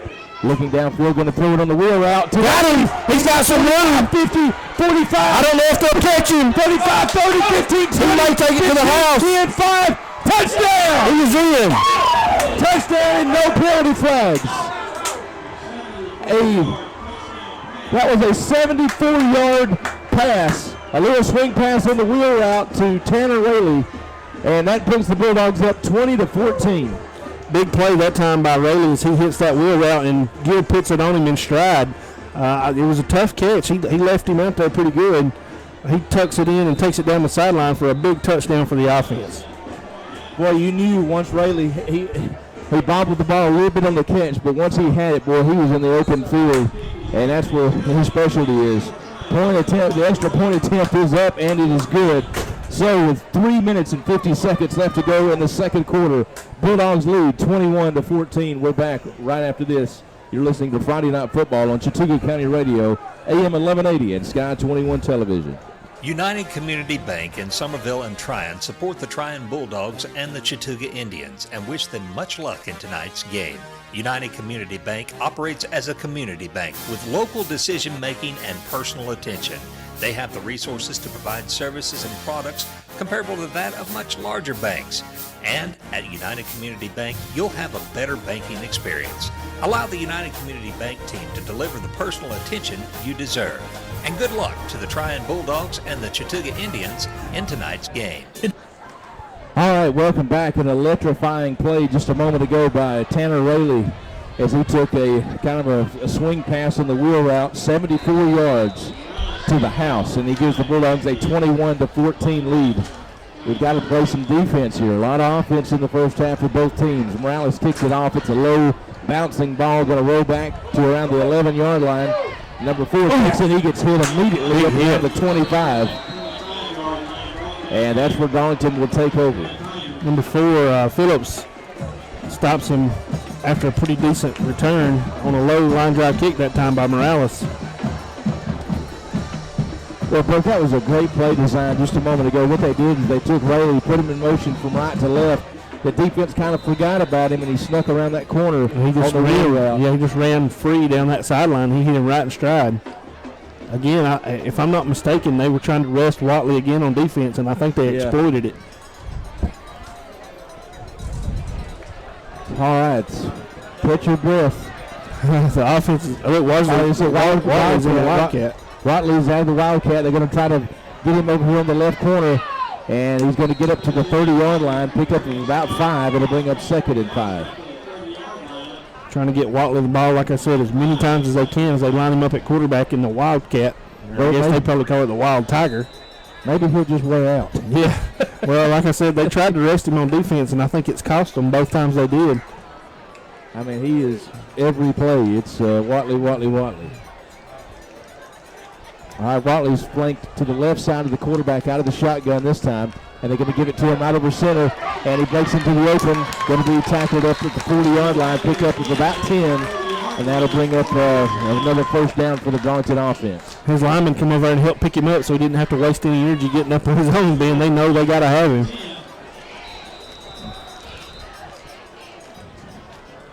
I hope he got his sprints in this week. All right, they're 17, 16, 15. They're checking over here on the play. To get the play from the sideline. Clock 2:50 and counting. 8, 7, 6. They got enough time to get this one off. Watley's out of the slot. They put him in motion. They're going to give it to him on the jet around the right side, and he's going to be tackled after about a 5-yard gain up to the 45. Burke, he better be conditioned well because they are literally every play he touches the ball. If he's not running it, he's catching it. Hey, if I had him, I'd give him the ball every You time. ain't wrong. I'd feed my bull cow too. All right, 2nd down and 5. 2:15 on the clock. Clock running. Bulldogs lead at the moment, 21-14. All right, kind of out of a pistol formation. They're going to hand it to Watley over right tackle. And he's got about a 10-yard gain up to the Trion 46-yard line. And Darlington will have it 1st and 10 from there. Belly read to Watley and then pick up the first down. Watley's going to check out for a breather, number 4. Rogers, the sophomore, checks in as his replacement. Trying to give him a breather. He's touched the ball about 6 consecutive plays. Not to mention trying to play defense as well. All right, trips left, one man split to the right. Quarterback out of the shotgun, got a back flank to his left side. They're going to hand it to that running back, number 16. The right tackle, and we made contact with him early, but he drug us about 3 to 4 yards for about a 6 or 7 yard gain. It's going to bring up 2nd down and about 3. They got down to our 41-yard line. Number 16, Swigger, the senior, on the carry. He's a big, strong kid. Clock running. We had our arms on him. 130, 129, 128. I don't know if Darlington has any timeouts left. And quarterback's going to keep it. He's going to get swallowed. We're tackling back at the 45. Number 73 for the Bulldogs. That was Nick McGee. Him and Blevins made the stop. Threw him for a loss, and now it's going to be 3rd down and 9. Now Watley checks back in. Scoreboard says that this is Darlington have 2 timeouts. I know that's not right. I don't know if they could stop it. We're 57, 56, 55 seconds. 3rd down and 9 for Darlington from the Trion 45-yard line. 4 wide receiver set. Watley's over here in the near slot. And quarterback's going to throw to the other side. Got a man wide open. And he didn't get out of bounds. No, he didn't. The clock just stopped for the 1st down. He got down to the 26. But again, if that kid stays on his feet, it's a touchdown. We missed a tackle. We hit him hard enough, just enough to throw him off balance. All right, trips left. And they're going to hand it off inside to the running back. I don't know about that one, Bert. They got about 3 yards down to the 24, but they're calling timeout. 29.8 seconds. It seems like they have called 6 timeouts this half. All right, we'll take a timeout. 29.8 seconds remaining until halftime. Bulldogs lead 21-14. Darlington will have it 2nd and 7 at the Trion 24 when we come back. You're listening to Friday Night Football on Chattooga County Radio, AM 1180, and Sky 21 Television. There's nothing like high school football in the South. Everyone loves to cheer their team to victory. Around here, great teams aren't just on the football field. Mohawk Industries is the world's largest flooring manufacturer and your hometown team. Mohawk offers great careers in Somerville and Lyerly with excellent pay and benefits, a safe workplace, friendly co-workers, and much more. Visit MohawkCareers.com to learn what position you can play on our winning team. New jobs are posted daily. That's MohawkCareers.com. At Harvey's South End Auto, they can get you in a new ride today. If you're in the market for a pre-owned automobile, check out the great selection at Harvey's South End Auto or visit them on the web at harveysautos.com. You can call them at 706-857-AUTO. That's 706-857-2886. Harvey's South End Auto is proud to be bringing you the Trion Bulldogs and the Chattooga Indians. Good luck to the Chattooga Indians and the Trion Bulldogs from Harvey's South End Auto. All right, everybody, welcome back. 2nd and 7 for Darlington at the Trion 24-yard line. Bulldogs lead 21-14. Now the shotgun, quarterback looking to his left. Somebody get him, they do. That's going to be number 73, McGee. Quarterback tackle. And Darlington's going to burn their final timeout. And they're going to stop it with 22.4 seconds. Both, let's just stay with it this time. They had Watley in the slot.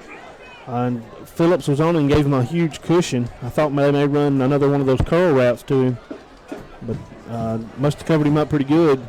Quarterback tried to hold the ball and let somebody work free, but McGee did a good job getting off his block and making the sack. I was about to say, Bert, that he held that ball a long time. Sooner or later, you got to think somebody's going to get off a block up there, and McGee did. Oh, this is a big one right here. He's going to get the ball to start the second half. It's a big defensive stand right here, Ben. I don't know what kind of kicking game they got.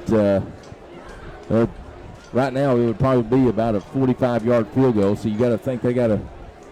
That's hard for a high school kicker to do. And I'm sure that's their last time out. Yeah, surely by now. Yeah, it is. Like I said, it seems like they've had about 10 of them. All right, it's going to be 3rd down and 11 at the Bulldog 28-yard line. Again, Trion leads 21-14. The only time we haven't scored this first half is when we fumbled it, when we were driving it. That one turnover looms large. That kind of really woke Darlington up. They scored 2 plays later. Both defenses having a hard time making a stop tonight. All right, here they come. 3rd down and 11 here. 4 wide receivers set, 2 wide on each side. Watley's the inside slot man on the left side. Quarterback looks back to the right, and he passes in front of him, incomplete. It's going to bring up 4th down and 11. And we got to think they're going for it here. Oh, yeah, they will. 16.7 seconds remain in the first half. Darlington with no timeouts here, Burke. You got to think they probably take a shot at the end zone. Had a man open over there. Yeah, it was a long throw across the field.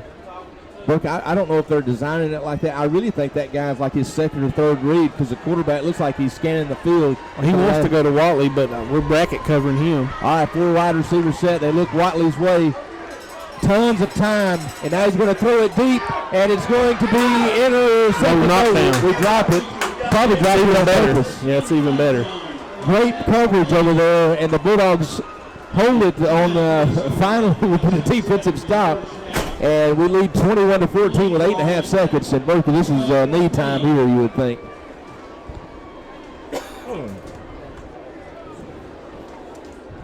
I don't know. We always work our magic right here before halftime. So this could be a Statue of Liberty. No, this is going to be the real play. They've got Tanner Rayleigh back deep in the safety position, so they're just going to take a knee and go to halftime here with a 21-14 lead, and that's exactly what they do. Lots of offense. Not a whole lot of defense in the first half. This one is going to go down to the wire. You just get that feeling. 21-14, Bulldogs lead.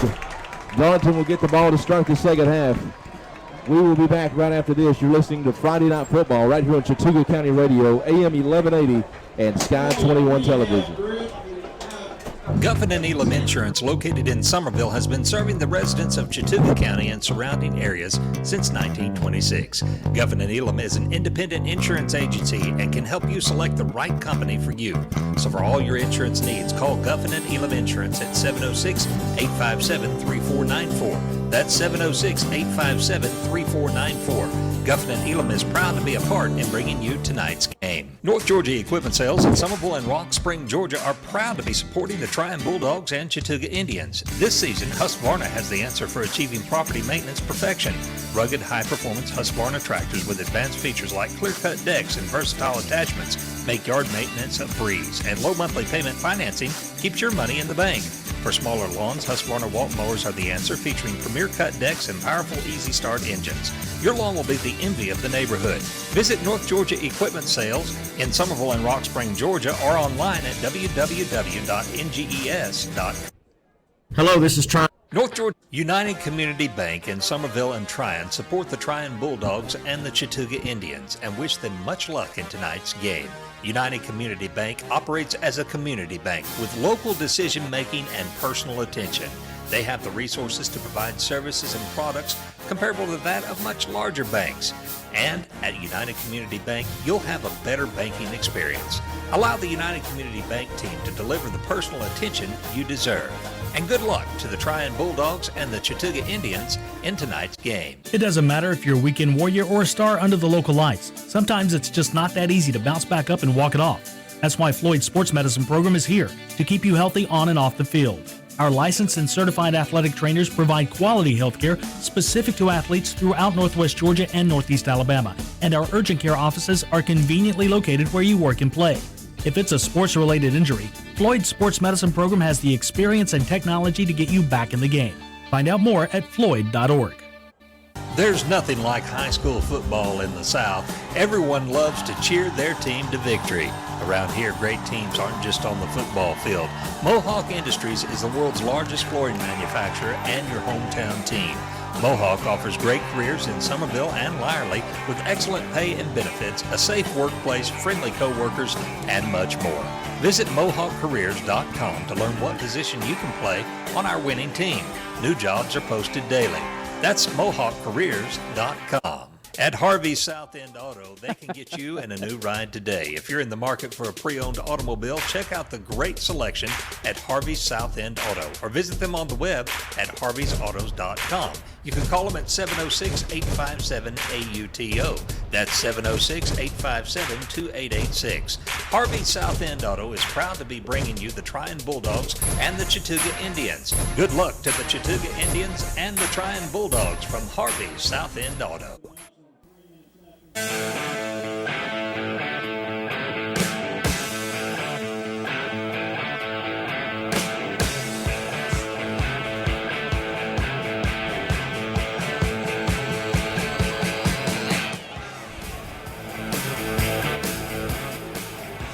All right, everybody, welcome back to halftime. What has been a very, very exciting first half here at Chris Hunter Stadium. Bulldogs lead 21-14 at the moment. Darlington will get the ball to start the second half. I'll give you the scoring summary here. Bulldogs won the toss and elected to receive the kickoff, and they took it right down the field after about a 6 or 7 play drive on their first possession of the evening. Logan Blevins scored on a 8-yard run. That put the Bulldogs up 7-0. Darlington, we stopped them on their first possession. Trion got the ball back. We'd got 1 or 2 first downs, and up here around the Bulldogs' own 40-yard line, we coughed up the ball on a fumble. And 2 plays later, Darlington's quarterback hit Watley, number 2, on a 31-yard pass with 2:18 left to go in the first quarter. That made it 7-7, and then Trion would respond though on a 14-yard run by Cole Phillips with 10:14 left to go in the second quarter. Bulldogs would go up 14-7 as Morales hit all of his extra points, and then Watley again on a 20-yard run with 4:14 left to go in the second quarter. That tied it up at 14, and then the difference in the game with on the second play from scrimmage on the Bulldogs' possession right there before the half. A beautiful pass on a little wheel route from Gill to Rayleigh. Rayleigh caught it. It was about a 10-yard completion, and then he took it to the house from there on a 74-yard pass completion. That made the score 21-14. That's where we stand now. Burke, you got to like what you see. Trion running the ball effectively, mixing in the pass. A well-called game by Coach Brown in that first half, but over on the other side of the ball, Watley's giving us fits, and got to figure out a way to stop him. Well, he gives everybody fits. Being, we talked about it. He's a Division I prospect, and he's showing exactly why tonight. He's touched the ball between receptions and rushes. I'd say it's safe to say he's touched the ball probably 20 times already. Oh yeah, and he's an athlete of that caliber. You know he's going to shake loose from time to time. You just got to try to limit the damage. And Burke, for Trion, really the only thing that you can complain about in that first half, you're not complaining about it, but boy, the Trion really had the moment. They had a 7-0 lead and were driving, and we coughed it up there at the 40-yard line. And Burke, that really seemed to kind of energize Darlington. 2 plays later, they, like all good teams do, they try to go deep on you right after a turnover, and that's exactly what they did and tied the game up. We lost Big Mo there, but the good thing is they didn't have. They responded well, man. They really did. The offense, we talked about it earlier. Both offenses have really just took it to the defenses, and this game is legendary as far as defenses goes. Not a lot of points scored usually in these games, but both teams lighten up the scoreboard so far in this one. Burke, what can you do to slow down Watley? All you can. I mean, when he's in the passing game, I think I mentioned it a few times, we're bracket covering him, and we've got Willingham on him man-to-man with Cole Phillips over the top. So, we're doing all we can in the passing game. In the run game, all you can do is spy, try to spy him. And even at that, Darlington's big up front. So, they're heavier than we are on the line of scrimmage. So, it's tough. You just got to hold your ground and read your keys and do the best you can. And quarterback has hurt us a couple of times in those zone reads and keeping it himself. So, and plus they've run fake that belly and run a couple of play action passes that hurt us as well. So Darlington's been very creative on offense, so using him as a weapon and as a decoy. And he's a very impactful player, and all you can do is try to limit the damage as much as you can. in the running game, I think they've done a fairly good job. He had that 120-yard gain, but he's going to get his yards running the ball. But Burke, I think in the passing game, he's I sound kind of stupid here because he did have a completion for a touchdown, but they've used him, like you said, a lot as a decoy, and really on a couple of those big third and long conversions that they got. They went to their second or third receiver in the progression. Well, and I think Trion was forcing them to do so. Yeah. That bracket coverage, you're basically trying to say, hey, look, you're going to beat me with somebody else in the passing game. We're not going to give up that play to him. And if I'm trying, I'm okay with that, because eventually those 3rd and 11, 3rd and 12, they're going to miss. You're going to miss on those more than you hit on them. Especially going to your second or third option in that pass. Now, what I'm anxious to see is Darlington is notorious for making adjustments at the half. Yeah. I'm anxious to see how the chess match unfolds.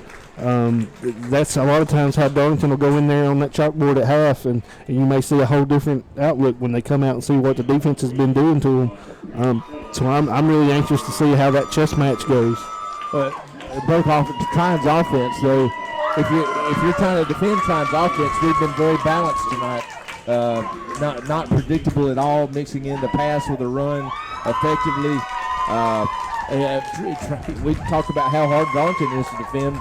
Trion's tough to defend as well. Oh, yeah, that for sure. Trion's offense has really been balanced. We talked about it early. For trying to have success, they were going to have to hit some of those intermediate 8 to 10 to 12-yard routes, and they've done that well. They threw it to Phillips on the curl route a few times. They hit Harris on the curl. Like you said, that 10-yard route, that wheel route to Rayleigh was a big play, and he made that on yards after catch. And those are the kind of things they're going to have to do. And so far, they've been right on target with those. We in the pregame we talked about it a little bit. If Darlington may be suspect anyway, maybe it's out there on the edges with some of those corners. They got, except for Watley, but they try to rest him as much as they can. And I think every time they've rested him, Trion's exploited it. And I think that's going to be key, is how well can Watley hold up? How much can he play on defense if he touches the ball that many times on offense? You read my mind, Burke. That's what I was going to say. I think the key to this game, how it plays out in the second half, is how well conditioned is Watley, and can he hold up at that pace? Because Darlington they've got to have him to move the ball on the Trion defense. There's no doubt about it. Yeah, he is the center in the middle of that offense. Without him out there, it's a totally different offense. And so they have to have him on offense. They try to rest him on defense, but every time they have, trying to really hurt him. Yeah, and I've heard Trion's coaches over here beside us. They're very aware when number 2 when Watley goes out of the game, and they almost, if it's not the next play, it's 2 plays later. They're attacking where they're taking him out of the game. Oh yeah, there's no doubt. They want to go after the youngster behind Watley, who is trying to give him a break, and like we said, they're very aware. And they're trying to exploit that as much as they can. All right, we're going to take another commercial break, and we will be back. Bert's going to look at the scores, and we'll hopefully get the stats from Nolan and the stat crew. 21-14 is your score at halftime. Darlington will get the ball to start the second half. We'll be back with more of the halftime show right after this. You're listening to Friday Night Football on Chattooga County Radio, AM 1180, and Sky 21 Television. United Community Bank in Somerville and Trion support the Trion Bulldogs and the Chattooga Indians and wish them much luck in tonight's game. United Community Bank operates as a community bank with local decision-making and personal attention. They have the resources to provide services and products comparable to that of much larger banks. And at United Community Bank, you'll have a better banking experience. Allow the United Community Bank team to deliver the personal attention you deserve. And good luck to the Trion Bulldogs and the Chattooga Indians in tonight's game. It doesn't matter if you're a weekend warrior or a star under the local lights. Sometimes it's just not that easy to bounce back up and walk it off. That's why Floyd's Sports Medicine Program is here to keep you healthy on and off the field. Our licensed and certified athletic trainers provide quality health care specific to athletes throughout Northwest Georgia and Northeast Alabama. And our urgent care offices are conveniently located where you work and play. If it's a sports-related injury, Floyd's Sports Medicine Program has the experience and technology to get you back in the game. Find out more at floyd.org. There's nothing like high school football in the South. Everyone loves to cheer their team to victory. Around here, great teams aren't just on the football field. Mohawk Industries is the world's largest flooring manufacturer and your hometown team. Mohawk offers great careers in Somerville and Lyerly with excellent pay and benefits, a safe workplace, friendly co-workers, and much more. Visit MohawkCareers.com to learn what position you can play on our winning team. New jobs are posted daily. That's MohawkCareers.com. At Harvey's South End Auto, they can get you in a new ride today. If you're in the market for a pre-owned automobile, check out the great selection at Harvey's South End Auto or visit them on the web at harveysautos.com. You can call them at 706-857-AUTO. That's 706-857-2886. Harvey's South End Auto is proud to be bringing you the Trion Bulldogs and the Chattooga Indians. Good luck to the Chattooga Indians and the Trion Bulldogs from Harvey's South End Auto. Guffin and Elam Insurance, located in Somerville, has been serving the residents of Chattooga County and surrounding areas since 1926. Guffin and Elam is an independent insurance agency and can help you select the right company for you. So for all your insurance needs, call Guffin and Elam Insurance at 706-857-3494. That's 706-857-3494. Guffin and Elam is proud to be a part in bringing you tonight's game. North Georgia Equipment Sales in Somerville and Rock Spring, Georgia are proud to be supporting the Trion Bulldogs and Chattooga Indians. This season, Husqvarna has the answer for achieving property maintenance perfection. Rugged, high-performance Husqvarna tractors with advanced features like clear-cut decks and versatile attachments make yard maintenance a breeze, and low monthly payment financing keeps your money in the bank. For smaller lawns, Husqvarna walk mowers are the answer, featuring premier cut decks and powerful easy start engines. Your lawn will be the envy of the neighborhood. Visit North Georgia Equipment Sales in Somerville and Rock Spring, Georgia, or online at www.nges.com.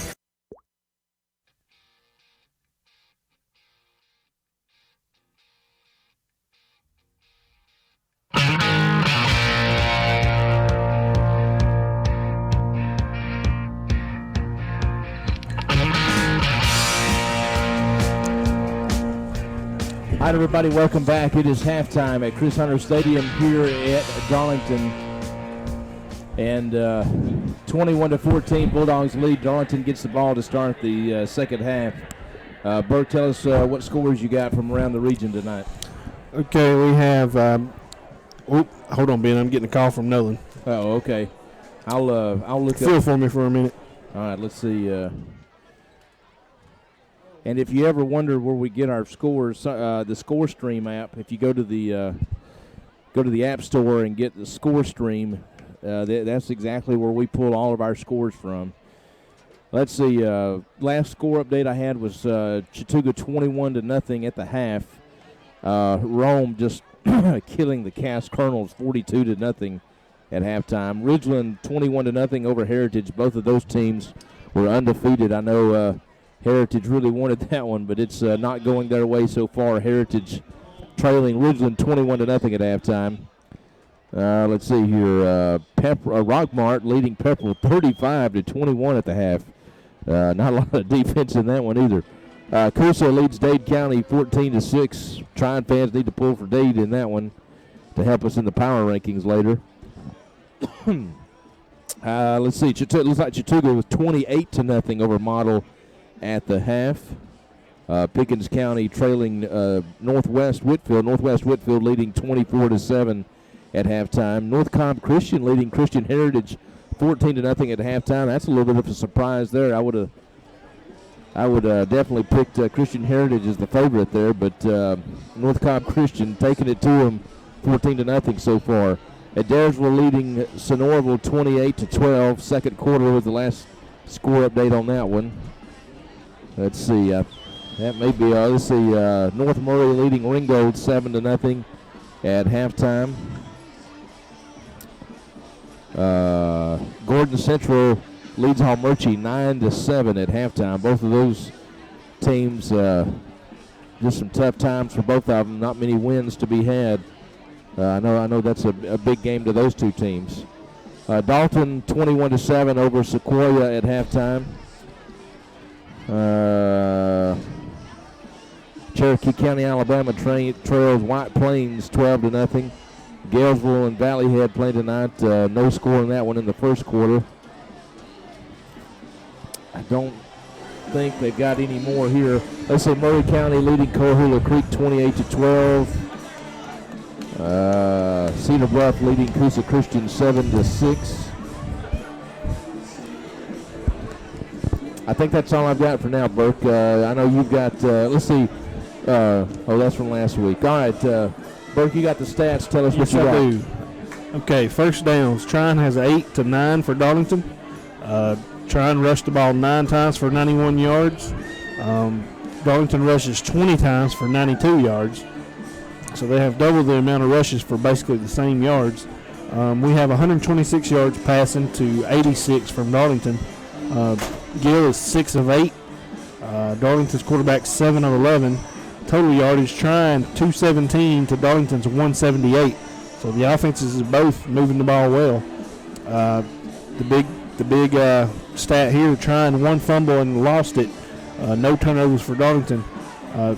Darlington punted once for 50 yards. Darlington had 1 penalty for 15, Trion 1 for 5. So both teams racking up yardage, not committing penalties, and both passing the ball pretty well. Watley has 13 rushes for 71 yards. So he's going to get his. What you do about that? I think you're bottling him up pretty well. Yeah. He had the 130-yard touchdown reception. Rayleigh leads the receiving with 74 yards. Phillips has 3 rushes for 35, and Logan Blevins has 5 for 30. Burke, kind of what I expected there. Really pretty even stats for both sides. Trion leads by total yardage by about 30 yards maybe. Right. We've got about 40 more passing yards than them. They've got 1 more rushing yard than us. Yeah, really. But on double the carries, right? About what you expect. The fumble for Trion was huge, and then the defensive stop there at the end of the half was huge. Yeah, that was big. Like we said, both offenses really moving the ball pretty well. Trion just able to get 1 more stop. Like we said earlier, Darlington did a really good job of taking that turnover and turning it into points. Otherwise, this thing could be a lot further than it is. Well, like we said, Darlington will get the ball to start the second half on their senior night. They have wrapped up senior night festivities here at halftime. The Trion band did not get to play, or we would have let you hear them. We'll take another timeout. We'll be back to start the second half action coming up here in just a couple of minutes. You're listening to Friday Night Football right here on Chattooga County Radio, AM 1180 and Sky 21 Television. We're back right after this. United Community Bank in Somerville and Trion support the Trion Bulldogs and the Chattooga Indians and wish them much luck in tonight's game. United Community Bank operates as a community bank with local decision-making and personal attention. They have the resources to provide services and products comparable to that of much larger banks. And at United Community Bank, you'll have a better banking experience. Allow the United Community Bank team to deliver the personal attention you deserve. And good luck to the Trion Bulldogs and the Chattooga Indians in tonight's game. It doesn't matter if you're a weekend warrior or a star under the local lights. Sometimes it's just not that easy to bounce back up and walk it off. That's why Floyd's Sports Medicine Program is here to keep you healthy on and off the field. Our licensed and certified athletic trainers provide quality health care specific to athletes throughout Northwest Georgia and Northeast Alabama. And our urgent care offices are conveniently located where you work and play. If it's a sports-related injury, Floyd's Sports Medicine Program has the experience and technology to get you back in the game. Find out more at floyd.org. There's nothing like high school football in the South. Everyone loves to cheer their team to victory. Around here, great teams aren't just on the football field. Mohawk Industries is the world's largest flooring manufacturer and your hometown team. Mohawk offers great careers in Somerville and Lyerly with excellent pay and benefits, a safe workplace, friendly co-workers, and much more. Visit MohawkCareers.com to learn what position you can play on our winning team. New jobs are posted daily. That's MohawkCareers.com. At Harvey's South End Auto, they can get you in a new ride today. If you're in the market for a pre-owned automobile, check out the great selection at Harvey's South End Auto or visit them on the web at harveysautos.com. You can call them at 706-857-AUTO. That's 706-857-2886. Harvey's South End Auto is proud to be bringing you the Trion Bulldogs and the Chattooga Indians. Good luck to the Chattooga Indians and the Trion Bulldogs from Harvey's South End Auto. Guffin and Elam Insurance, located in Somerville, has been serving the residents of Chattooga County and surrounding areas since 1926. Guffin and Elam is an independent insurance agency and can help you select the right company for you. So for all your insurance needs, call Guffin and Elam Insurance at 706-857-3494. That's 706-857-3494. Guffin and Elam is proud to be a part in bringing you tonight's game. North Georgia Equipment Sales in Somerville and Rock Spring, Georgia are proud to be supporting the Trion Bulldogs and Chattooga Indians. This season, Husqvarna has the answer for achieving property maintenance perfection. Rugged, high-performance Husqvarna tractors with advanced features like clear-cut decks and versatile attachments make yard maintenance a breeze, and low monthly payment financing keeps your money in the bank. For smaller lawns, Husqvarna walk mowers are the answer, featuring premier cut decks and powerful easy start engines. Your lawn will be the envy of the neighborhood. Visit North Georgia Equipment Sales in Somerville and Rock Spring, Georgia, or online at www.nges.com.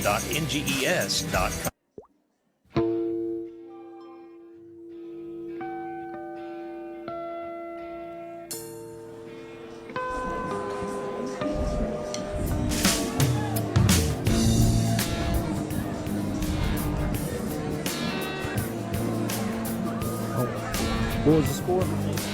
17-14. All right, everybody, welcome back to Chris Hunter Stadium here in Rome. Burke, I had to play a little Tom Petty. I know everybody's getting in on it. We heard it out here in at the half. I love some Tom Petty. I do too, man. We were on vacation during fall break down in Florida. We were at Universal Studios, and I was in line. Came up on my phone that Tom Petty had died, and I was like, man, losing some great musicians. Living legends. There's not many of them left, and he was definitely one of them. Tom Petty, man. I grew up listening to Tom Petty my whole life. My dad was a huge fan, and he was still making good music too. I'm traveling Wilburys, and I hate to lost a good one there. We're back to football. 21-14, Trion leads. We've got to kick it off to Darlington, and we're about to do just that. Morales kicking off left to right on your radio dial. Guess who? Watley back deep to receive. We'll kick it away from here. Yeah, we kick it away to the other deep receiver. He's up to the 15, to the 20. Going to be tackled up around the 27-yard line. Look, I believe if I was Darlington's head coach, I would have told Watley to go take an ice bath or something at the half. No kidding. Let's get that kid some IVs. All joking aside, I really think this game is going to come down to conditioning here. Is who's got the most left in the tank. And if you look at the roster, Darlington, 37 total players, so you know depth has got to be somewhat of an issue. Yeah. All right, here we go. 1st and 10, Darlington. And they work out of the shotgun here at their 26-yard line. Wadley flanked to the left side of the quarterback. They give it to him. First play over right guard. He got maybe 3 up around the, see where they're going to mark it at. Looks like at the 32-yard line. So it's going to be 2nd and 7 from there for the Tigers. They just run that little belly play out of the shotgun to Watley. Put him in the slot this time. Yeah, trips left. He's the inside receiver. Quarterback out of the shotgun. Now they're going to look over to the sideline to get the call from their coach. Quarterback goes up to the line to change the play. Trips left, one man to the right. They're looking right at Watley, and they throw it to him. It's complete.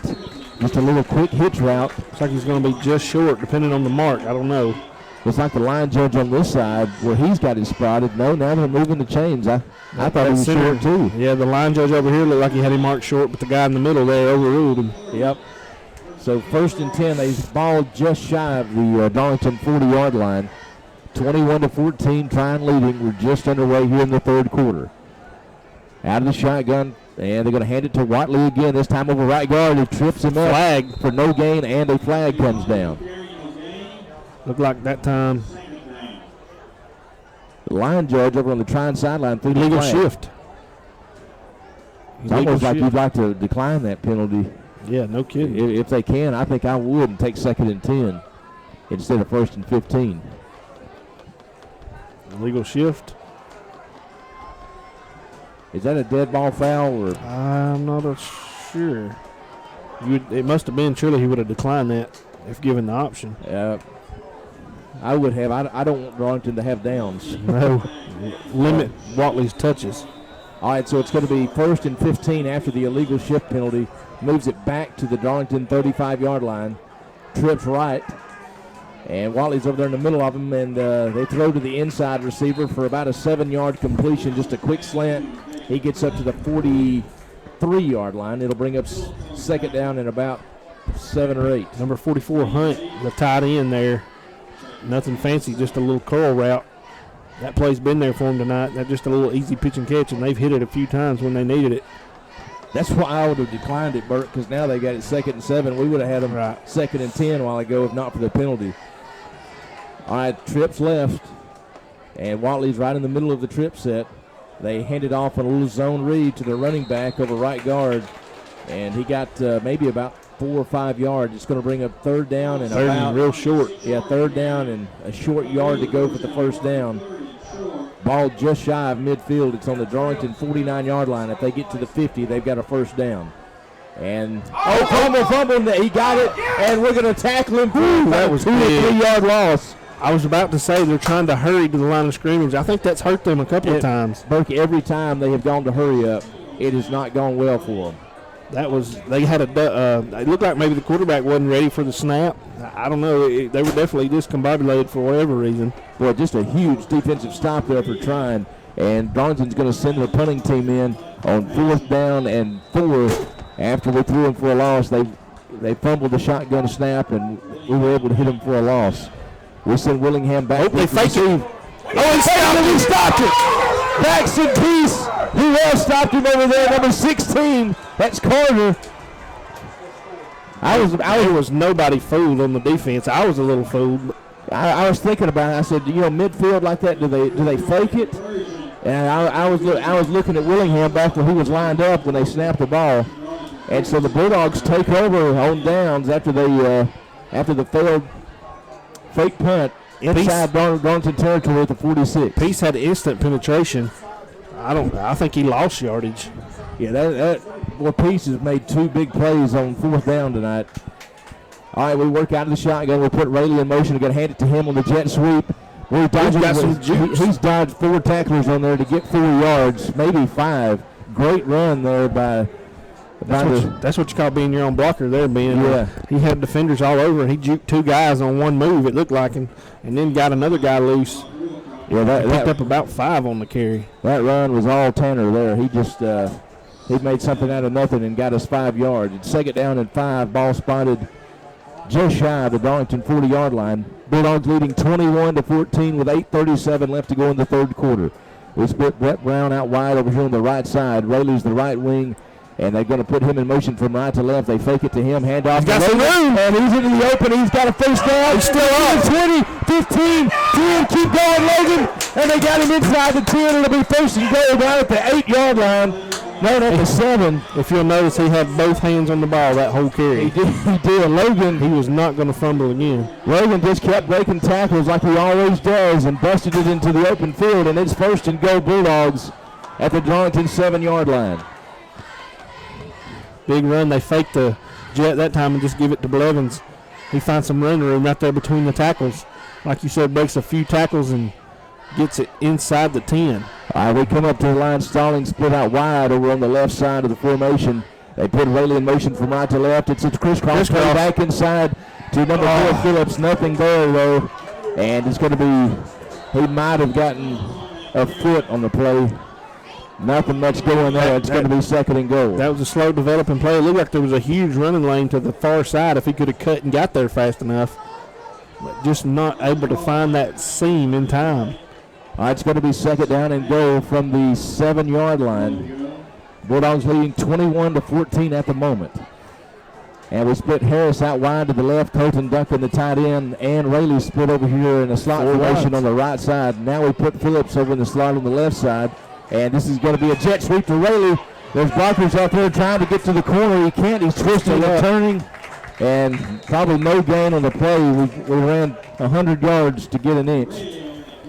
There was just nothing out there. He kept trying to wait for something to develop and tried to shake a couple of guys, but there was just Darlington was flying to that side of the ball.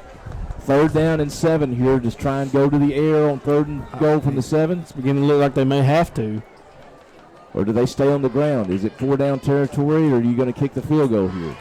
Lots of decisions to be made here in the span of a few seconds. All right, here we go. 3rd down and goal from the 7. We haven't moved it an inch in 2 plays. Shotgun 4 wides. 4 wide receiver set. Looks like Johnson flanked right beside Gill. We think the jet's going to be a little quick. Hitch is going to be complete to Brown. And he fell forward, got down to about the 3-yard line. And it's going to bring up 4th and goal from the 3, and they send the field goal team in. Little Brown, little quick screen that time. Picks up a few yards, but it's going to be short and going to send out Morales for the field goal try here. Yeah, Brown couldn't break the final tackle. All right, let's see if Morales can put one through. This is basically a glorified extra point. About a 21-yard field goal. Kick is up, and the kick is good. All right, so Bulldogs take a 24-14 lead with 5:54 left to go until halftime. We'll take a commercial timeout. We'll be back right after this. You're listening to Friday Night Football on Chattooga County Radio, AM 1180 and Sky 21 Television. United Community Bank in Somerville and Trion support the Trion Bulldogs and the Chattooga Indians and wish them much luck in tonight's game. United Community Bank operates as a community bank with local decision-making and personal attention. They have the resources to provide services and products comparable to that of much larger banks. And at United Community Bank, you'll have a better banking experience. Allow the United Community Bank team to deliver the personal attention you deserve. And good luck to the Trion Bulldogs and the Chattooga Indians in tonight's game. It doesn't matter. All right, guys, welcome back. Friday Night Football on the air here on Chattooga County Radio, AM 1180 and Sky 21 Television. Bulldogs can't punch it in on 4th and 3 there, so we kick the 21-yard field goal, and we take a 24-14 lead with 5:54 left to go here in the 3rd quarter. Darlington sends 2 men back deep to receive the kickoff. Watley's over here on the Darlington sideline. I'm sure we're going to kick it away from him. No, we kick it right to him on the 3-yard line. He takes it to the 15 to the 20, and we hit him pretty hard up around the 25, so living dangerously that time. Yeah, I'm sure that wasn't the plan to kick it to him. But he gets up slow off the pile.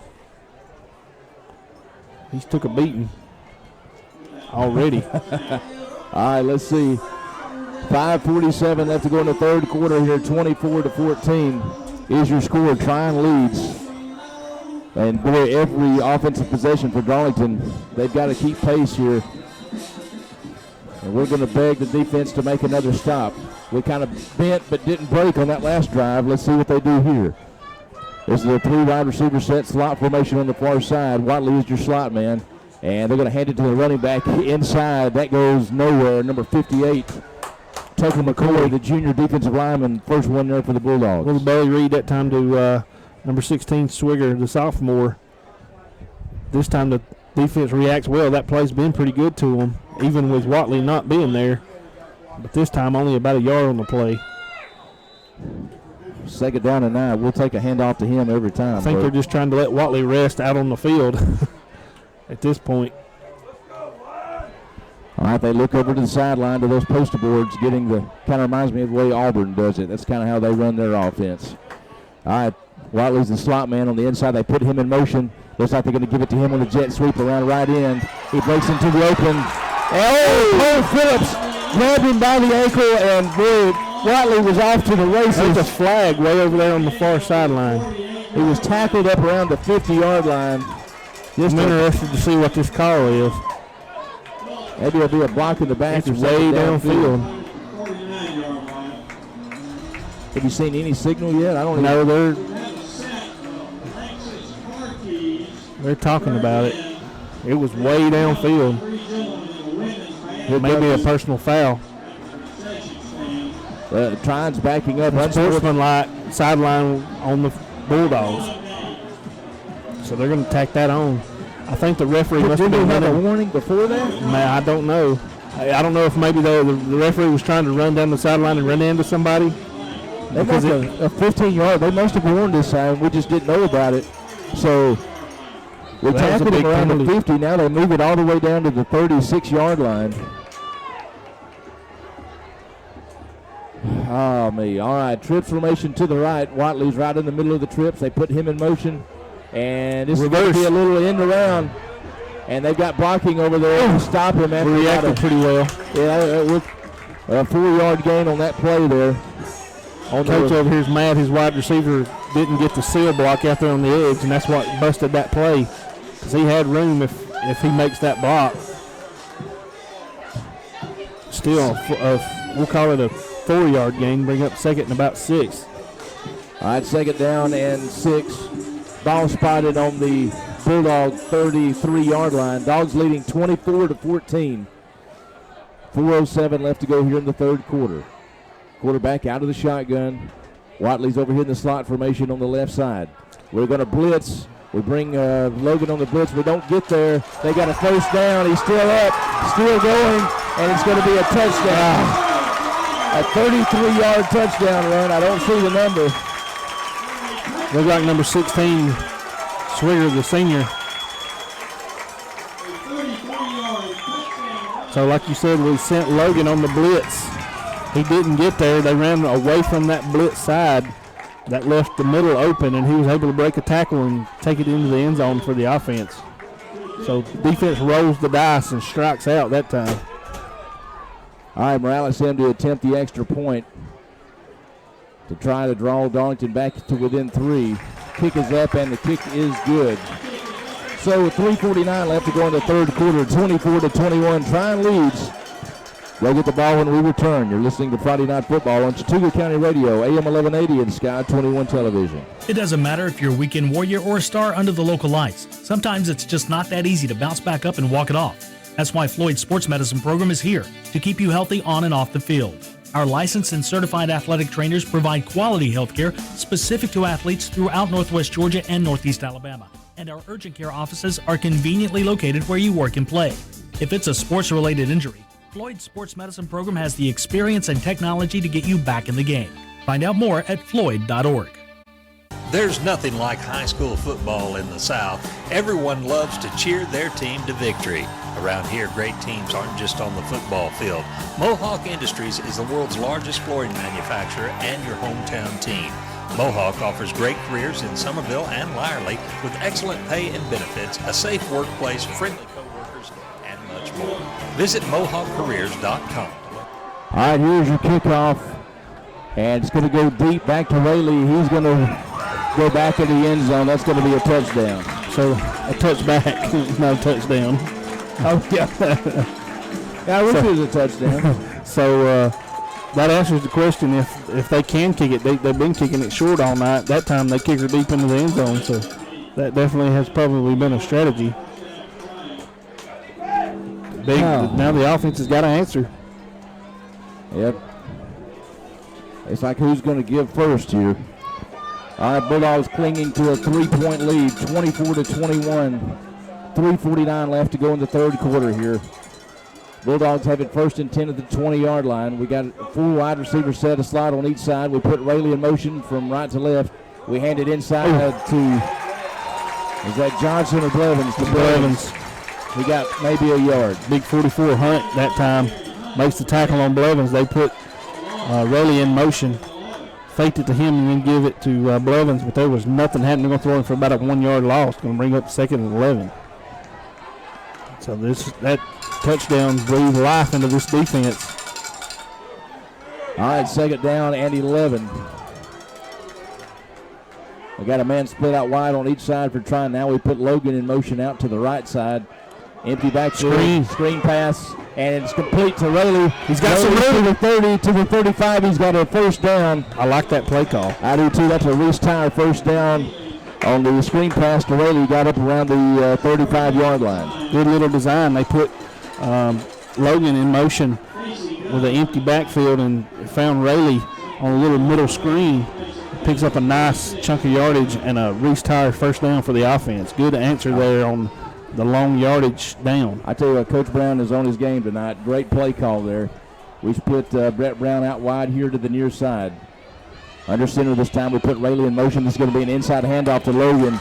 And Darlington looks determined to not let Logan run free. Late flag. Penalty flag comes out. Let's see who it is. We only got a yard on the play. It would be 2nd and 9, but check the penalty flag. Just from body language here, it looks like this one may be on Darlington. I'm not sure, Ben. It's going to be big no matter what. Personal foul on Darlington. All right. We're going to get a Reese Tower first down as a result of the personal foul penalty. That's going to move it all the way up. Coach Atha is chewing somebody's tail. That's going to move it across midfield. It's going to move it all the way to the Darlington 48-yard line after they enforce the personal foul penalty.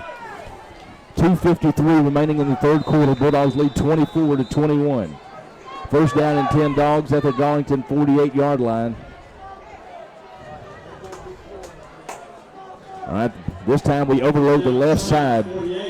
We put it's an empty backfield. Gibbs out of the shotgun, and they put Cole Phillips in motion. It's going to be a pass. Getting pressure, throws it deep, and boy, smart play by Gary. Just overthrew everybody by 20 yards, and it falls harmlessly to the ground. He had Rayleigh going down the middle of the field, but he had a defender over and under. Like you said, and he had pressure from the back. I didn't know if he was going to get rid of it in time. He took a shot right in the back. You can tell he was a little slow getting up. Burke, you see so many high school quarterbacks just hold that ball and take the sack there. Yeah, he got rid of that one just in time. That's the second time tonight that Gill got pressure like that and got rid of the ball. Smart play by the senior quarterback. Second down and 10.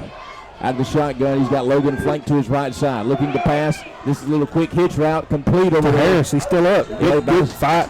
Got about 8 yards. Good fight for the first down. He's going to be just a little short, I think. I think he is, too. That was a good run after catch that time by Harris.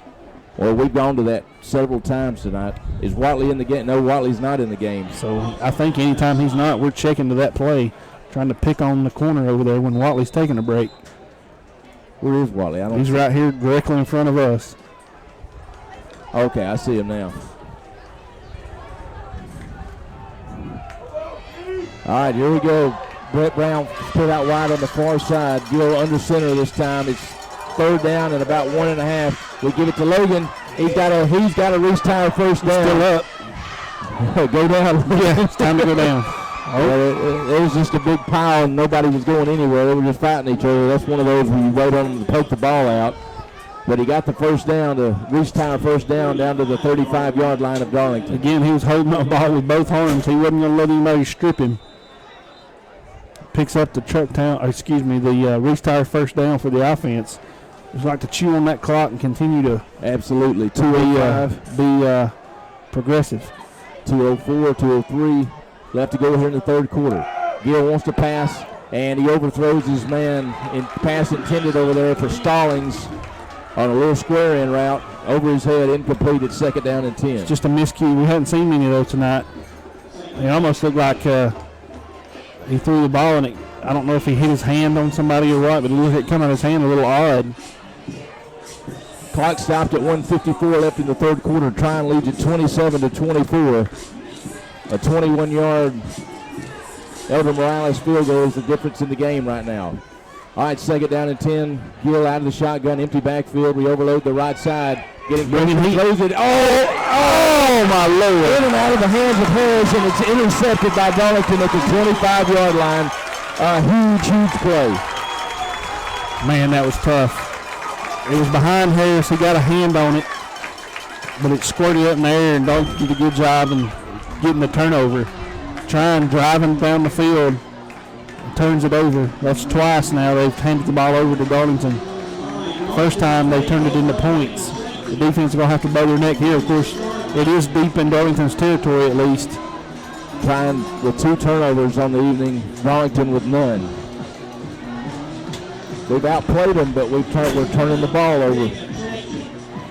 That was kind of a fluke play there, but nonetheless, Darlington has it first and 10 from their own 25-yard line.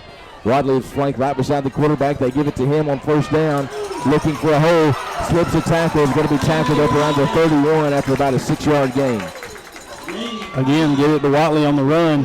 He squirted loose from a couple of tackles, but Willingham was able to get just enough to trip him up for about a 5-yard gain. We'll call it 2nd and 5.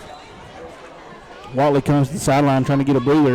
That's anytime he comes to the sideline, that's good news. Yeah, without him, Darlington is he's fighting cramps. We talked about how well he's in shape. He's over there trying to fight through some of those cramps. You know he's got to be tired. All right, they'll work out of the pistol. They're going to hand it to their tailback here. And we stand him up at the 32, gain of about 2. It's going to bring up third down and about 3 to go for the first down. They've got to get up to the 36-yard line for the first down. The ball is going to be spotted at the 33. Again, Watley on the sideline on this key third down play. This is a big play for the defense. The clock at 45, 44, 43 seconds left in the third quarter. I think you got to watch quarterback keep right here. They've been running that belly, running that belly, running that belly. They've run that several times off that read option. Trips right. Darlington can't get set. They keep moving. And it's a high snap. And that's exactly what they do. They're going to run the quarterback sneak. He's going to be just short. He got a good spot. My goodness. He got a great spot, and I think he's going to have a first down. I think you're right, Ben. At the last second, he fell forward. I still think he got about a half yard more than he got on the spot. Whenever Watley's been out of the game, the quarterback has been the most dangerous weapon. That 16 has had a couple of big runs too, but he wasn't in the game that time either. That's about 3 or 4 times tonight. They ran that same play where they fake the pass, and then the quarterback just takes off on a scramble, and they pick up the first down. All right, they work out of the shotgun again. They fake the inside handoff. Same play with the quarterback, and he runs for about an 11-yard gain. Cole Phillips. And he is at number 16. No, that was the quarterback. Oh, you're talking about on tackle? Yeah, right. No, excuse me, 18 Sutherland on the tackle. Anytime Watley's not in the game, that quarterback has been their most dangerous weapon. All right, that is the end of the third quarter. Your score, Bulldogs 27. Bulldogs 24, Darlington 21. Fourth quarter action when we come back. You're listening to Friday Night Football on Chattooga County Radio, AM 1180 and Sky 21 Television. At Harvey's South End Auto, they can get you in a new ride today. If you're in the market for a pre-owned automobile, check out the great selection at Harvey's South End Auto or visit them on the web at harveysautos.com. You can call them at 706-857-AUTO. That's 706-857-2886. Harvey's South End Auto is proud to be bringing you the Trion Bulldogs and the Chattooga Indians. Good luck to the Chattooga Indians and the Trion Bulldogs from Harvey's South End Auto. Guffin and Elam Insurance, located in Somerville, has been serving the residents of Chattooga County and surrounding areas since 1926. Guffin and Elam is an independent insurance agency and can help you select the right company for you. So for all your insurance needs, call Guffin and Elam Insurance at 706-857-3494. That's 706-857-3494. Guffin and Elam is proud to be a part in bringing you tonight's game. All right, everybody, welcome back. Start of the fourth quarter here in Rome. 24-21 is your score. Bulldogs lead at the moment. Darlington's got it first down and 10 at their own 46-yard line. 12 minutes to go in the game. Whoever wins the fourth quarter is going to win the game. All right, quarterback out of the shotgun. Watley's the slot formation. They put him in motion. They ran the jet out of that most of the time. Nope. They just kind of run a little clear-out route for him in the flats. It's complete. He gets across the 50 down to the Trion 49-yard line. Pickup of about 6 yards. It'll bring up 2nd and 4. Like I said, Ben, they faked the jet to him and just continue the little flare route. They had him covered up there for a minute. But he ran into a empty zone. They give him the ball for a gain of about 5. You saw that play coming. If he goes in motion and they don't give it to him on the jet, they run that little flare route out in the flats to him. All right, this time they're out of the pistol, and they fake the handoff to him. It's an incomplete pass. They try to hit their big tight end, number 44. That play's been good to them. They fake that belly, just raise up and throw a little quick curl to the tight end. It's been there, but that time the quarterback and the tight end were out of sync. The ball went right through his hands. All right, so it's going to be 3rd down and 5. Ball at the Trion 49-yard line. It's a big play here. They show a full wide receiver set, slide on each side. Watley's the slot man over on the far side of the field. Quarterback for Darlington out of the shotgun. And he looks to his right, going to throw it. Oh, almost picked off. Willingham jumped the route. Yeah, Willingham knocked it away. Incomplete and almost picked it off. The freshman that time ran a little curl over here on the near side, and Willingham read it and broke on the ball, and he actually beat him to the ball. Now they're going to kick it looks like. All right, it's 4th and 5. They've already run one fake punt. Yeah, they're on the Trion side of the 50 this time. Watch the fake here. 4th and 5. Of course, Trion defended it well last time. And Trion's going to have to burn a timeout. We had too many men on the field, and that is big there. Oh, man. All right, so Trion takes a timeout. We will too. 11-14 left to go in the game. Bulldogs lead 24-21. We're back right after this.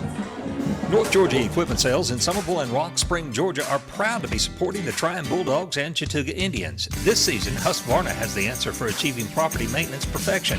Rugged, high-performance Husqvarna tractors with advanced features like clear-cut decks and versatile attachments make yard maintenance a breeze, and low monthly payment financing keeps your money in the bank. For smaller lawns, Husqvarna walk mowers are the answer, featuring premier cut decks and powerful easy start engines.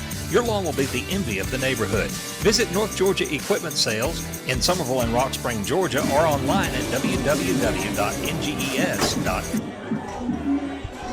All right, everybody, welcome back. It's 4th and 5 for Darlington. They're at the Trion 49-yard line.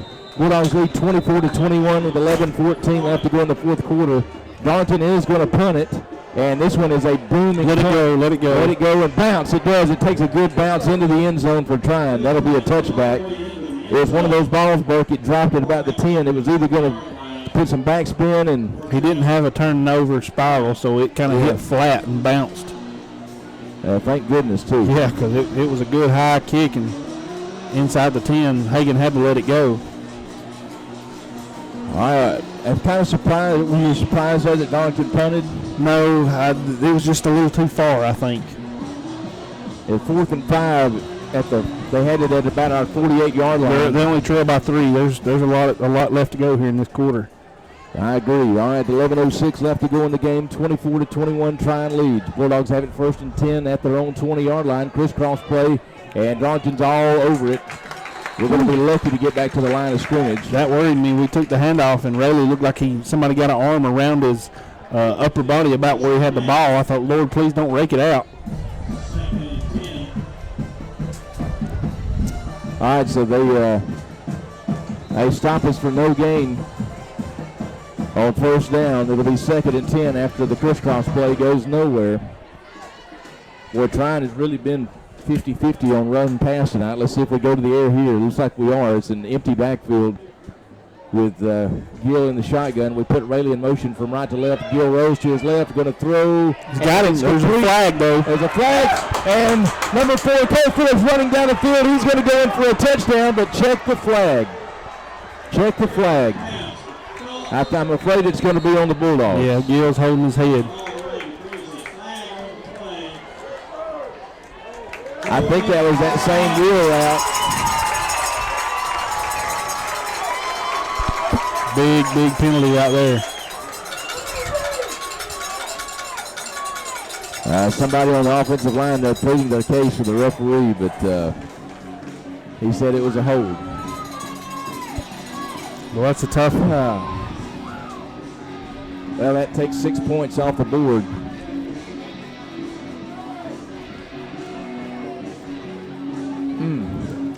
Even worse, it makes it now 2nd down and 20 from the 10.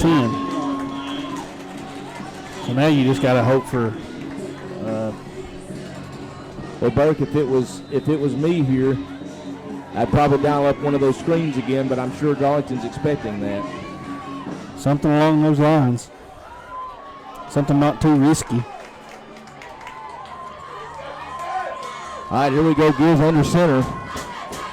We're going to go conservative here. They hand it off to Logan, and he's going to go across the 15 up to the 17. Picked up about 7. It's going to bring up 3rd down and about 12 or 13 to go for the 1st down. We got to get up to the 30-yard line for a 1st down. That was a huge penalty. Yeah, just a killer. I wasn't watching, I didn't see it, but I certainly hope it was a legit penalty because it changes the game. All right, 3rd down and about 12 to go for the 1st down. 2 wide receivers set. Gill out of the shotgun. Looks to his left, getting pressure. Now he's going to throw it up for number 10, Hagan Willingham. Oh, no interference call. A lot of contact up around the 50, but in and out of the hands of Willingham. And Trion will be forced to punt it away. Our first punt of the evening coming up. Gill did all he could do. He was getting pressure. He chunked it up and gave Willingham a chance. Willingham got a hand on the ball, but the DB did as well. So, like you said, the first time Trion has to punt tonight, it's deep in their own territory. I think Darlington tries to rush the punt here. I see everybody getting down in a stance like they made like they are. Watley standing back on the Trion side of the field at 45, and they bring pressure, and we barely get it off. It's going to be a very effective punt. It's going to run out of bounds at the 37. You can't draw it up no better than that, Ben. No, you can't. I think we got lucky on that one. I don't think it was designed like that. He got rushed. Yeah, they had a lot of pressure on him, and he got it off, but it was end over end, low, but it tumbled when it hit the ground, and it went about as far as it could and went out of bounds, giving him 0 return. It hit at about the 50 and then rolled all the way down to their 36-yard line. So you can't ask for any more than that from your punter. All right, Bulldogs lead 24-21 with 9:15 left to go in the game. Darlington has it 1st and 10 at their own 36-yard line. Come on, defense, let's go. Watley in the slot. Full wide timeout.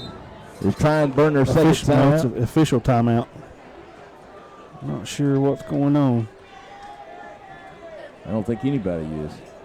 Official on the far sideline is.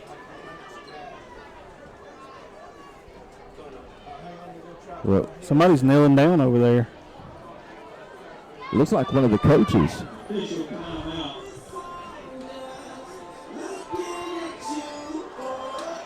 Trying to see who it is over there.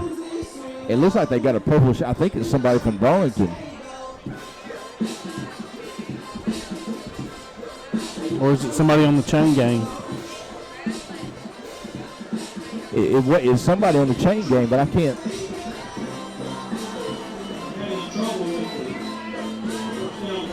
Oh, it's over with the chain marker. All right, no, nobody's hurt or anything. He was kneeled down working on the yard marker. I didn't pick up on that. All right, we're going to take a real quick 30-second timeout. We'll be back right after this. 9:15 left to go in the game.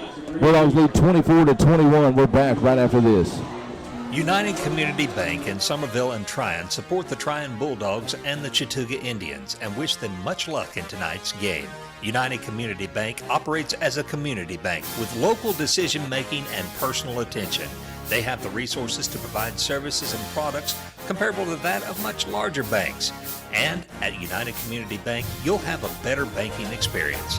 Allow the United Community Bank team to deliver the personal attention you deserve. And good luck to the Trion Bulldogs and the Chattooga Indians in tonight's game. It doesn't matter if you're a weekend warrior or a star under the local lights. Sometimes it's just not that easy to bounce back up and walk it off. That's why Floyd's Sports Medicine Program is here to keep you healthy on and off the field.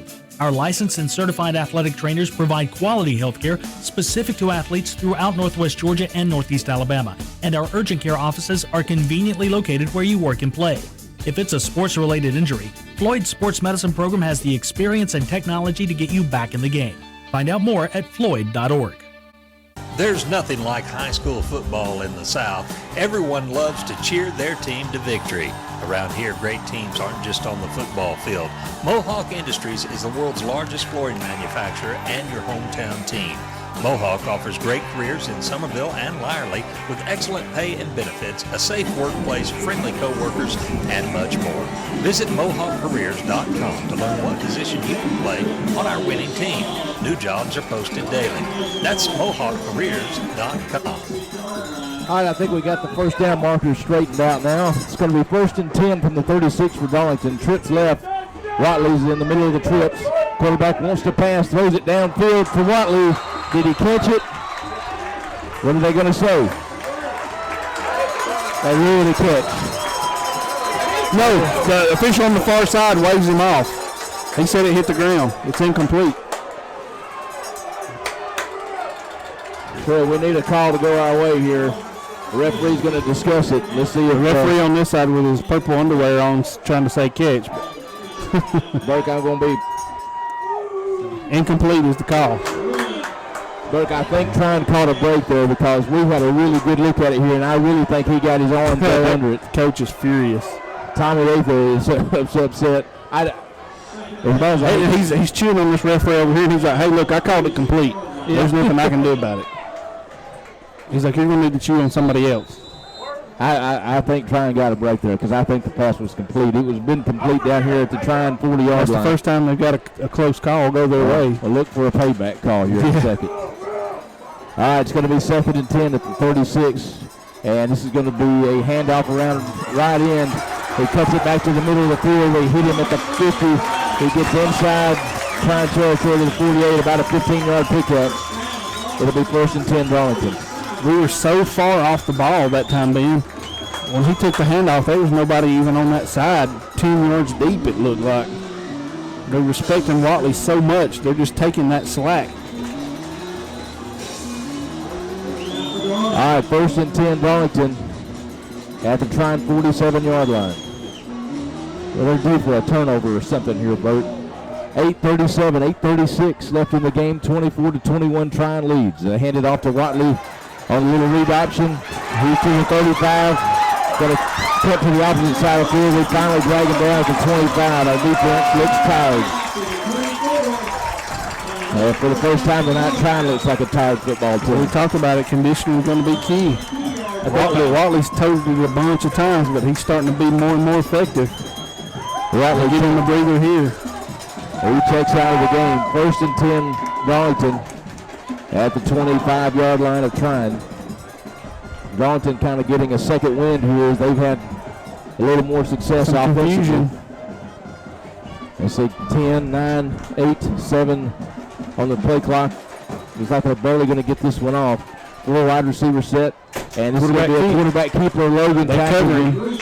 Got maybe a yard or two down to the 23-yard line.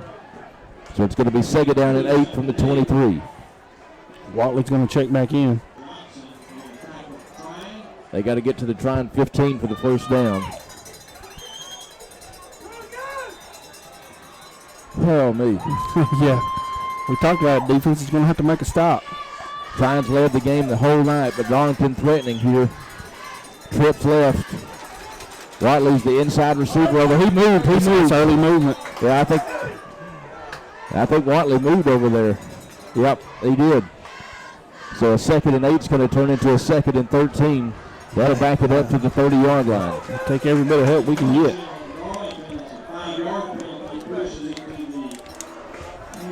7:25 left to go in the game. 24-21. We've got to catch our breath a little bit here. All right, Bulldogs, let's bow our backs here. 2nd down and 13. They hand it off to Watley around right end, and he's going to break open for the touchdown. Well, that belly's just deadly. They make you chase him all night, and all you have to do is miss one tackle, and he can take it to the house, and that's exactly what he did right there. Fortunately for the Dogs, still plenty of time to try to retaliate, but I tell you what, Watley is as advertised. He has carried that offense tonight for Darlington. Well, they rested him a lot on that drive. I mean, I think that both of these teams are tired football teams, and they rested him and brought him in and took it 30 yards for the touchdown. The extra point attempt is up. It is good. So your score, 28-24. Darlington leads by 4 with 7:05 left to go in the football game. We're back right after this. You're listening to Friday Night Football on Chattooga County Radio, AM 1180 and Sky 21 Television. At Harvey's South End Auto, they can get you in a new ride today. If you're in the market for a pre-owned automobile, check out the great selection at Harvey's South End Auto or visit them on the web at harveysautos.com. You can call them at 706-857-AUTO. That's 706-857-2886. Harvey's South End Auto is proud to be bringing you the Trion Bulldogs and the Chattooga Indians. Good luck to the Chattooga Indians and the Trion Bulldogs from Harvey's South End Auto. All right, welcome back, everybody. 7:05 left to go in the game. Darlington takes the lead for the first time tonight, 28-24. And the Bulldogs have got to dig deep here. We need a big drive. We've got to have a touchdown. Field goal will not do it. Plenty of time to work with here. All right, we put 3 men deep to receive the kick. It's a high, short kick going to be taken by Phillips down here at the 9-yard line. He goes back to the center of the field, and they're going to tackle him up shy of the 20-yard line at the 18. Again, they kick it high and short. Phillips takes the return. I think it looks like maybe they're loading their kick return or kick coverage team to that side. That's why Phillips keeps trying to get back to the middle. They do a good job of stopping him at about the 21. Offense got to respond. Got to link together some first downs. Well, Whiteley's not in the game at corner. Let's see how Coach Brown calls this drive here. And this is going to be an inside handoff to Logan. He's got 5-6 yards. Stays on his feet. He's up to the 27. He got about, I'd say about, well, it looks like about 8 yards. It's going to bring up 2nd down and 2. Good play on first down that time. Logan, like you said, picks up 8 on the carry. They've stuffed the belly the last 2 or 3 times we've gone to him, but that time he picked up 8. 2nd down and 2, ball at the Trion 27 yard, 20. You think 2nd short, they pick up on Watley not being out there? I don't know. Tight coverage over here on the left side. They're going to hand it off to Logan. He gets hit in the backfield. He's still up. He's still up. He's going to go to the house. 45-40. He's going to take it. 25-20. They're not going to catch him. Touchdown. No penalties. Touchdown, Logan Blevins. A 71-yard touchdown run for Logan Blevins. That's the longest run I've ever seen him have, Bert. I think he's trying to make up for that fumble. I know he felt horrible about putting it on the ground in the first quarter. And again, he runs through those arm tackles and takes it all the way to the end zone for a touchdown for the offense. Big rally by the offense. We talked about they had to answer. It's been a slugfest. Now the ball is back in Darlington's court. Hiram rallies in to attempt the extra point to try to give us a 3-point lead. It's 30-28 at the moment. Did he make it? Yes, he did. So your score, 31-28. Bulldogs lead with 6:09 left to go in the game. We are back right after this. You're listening to Friday Night Football right here on Chattooga County Radio, AM 1180 and Sky 21 Television. Guffin and Elam Insurance, located in Summerville, has been serving the residents of Chattooga County and surrounding areas since 1926. Guffin and Elam is an independent insurance agency and can help you select the right company for you. So for all your insurance needs, call Guffin and Elam Insurance at 706-857-3494. That's 706-857-3494. Guffin and Elam is proud to be a part in bringing you tonight's game. All right, everybody, welcome back. Logan Blevins romps for 71 yards, and the Bulldogs take a 31-28 lead in Burke in a game that is just so physically and emotionally draining. Anytime you can grab momentum like that, it just kind of, both these teams are tired. This has been a slugfest, just like you said, and that may be what Trion needed to re-energize itself here for the last 6 minutes of this football game. Man, I tell you what, these offenses have been explosion after another. Not typical of this series, but I tell you what, both offenses hitting on all cylinders right now. Morales does a line drive kick. It's going to roll back into the end zone for a break for Darlington. Yeah. I wish that ball could have curled up at the 1 yard line there. That would have been nice. It rolled on into the end zone for a touchback. So here's the situation. 31-28, Trion leads. 6:07 left to go in the game. It's going to come down to the defense here. Who can make a stop? Keep your eye on Watley. Yeah, he is definitely their most dangerous weapon. How much gas has he got left in the tank? I mean, they have went to him all night long, over and over and over. They've been resting him, trying to like crazy. Let's see how much he's got left. They line him up on the right side of the quarterback, kind of in a, not really a pistol. And they hand it to him on that counter around the left side. And Logan hit him after about a 1 yard gain. He's going to bring up 2nd down and 9. Logan looked like maybe McGee as well. And Burke, those big hits like that too. He was kind of dancing around in there waiting for a crease to develop. And he tried to cut back and cut right back into Logan Blevins. Yeah, hit his own man too. That kind of slowed him down too. Full wide receiver set. Watley's the slot man over on the far side of the field. That inside receiver, let's see if they go to him.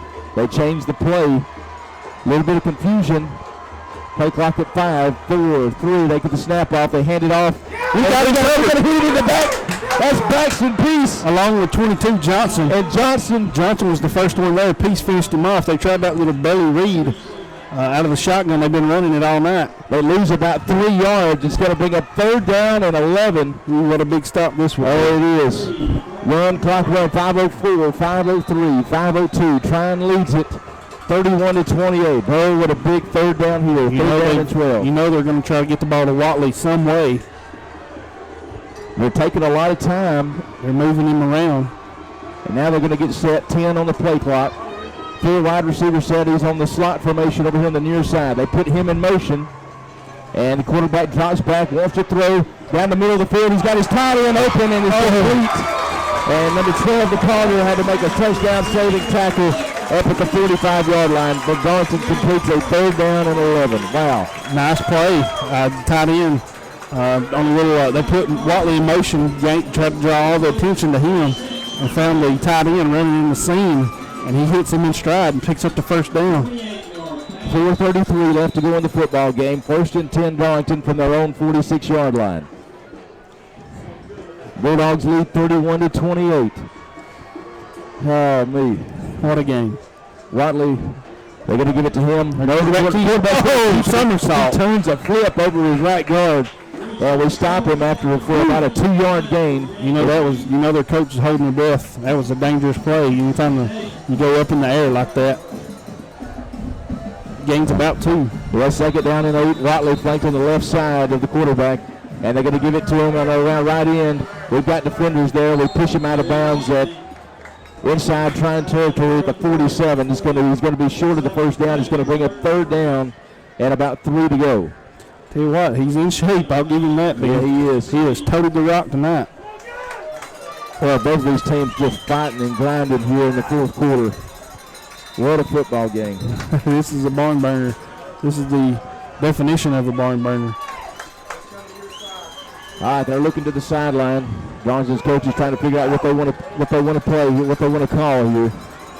They send in the play, trips left. Pistol.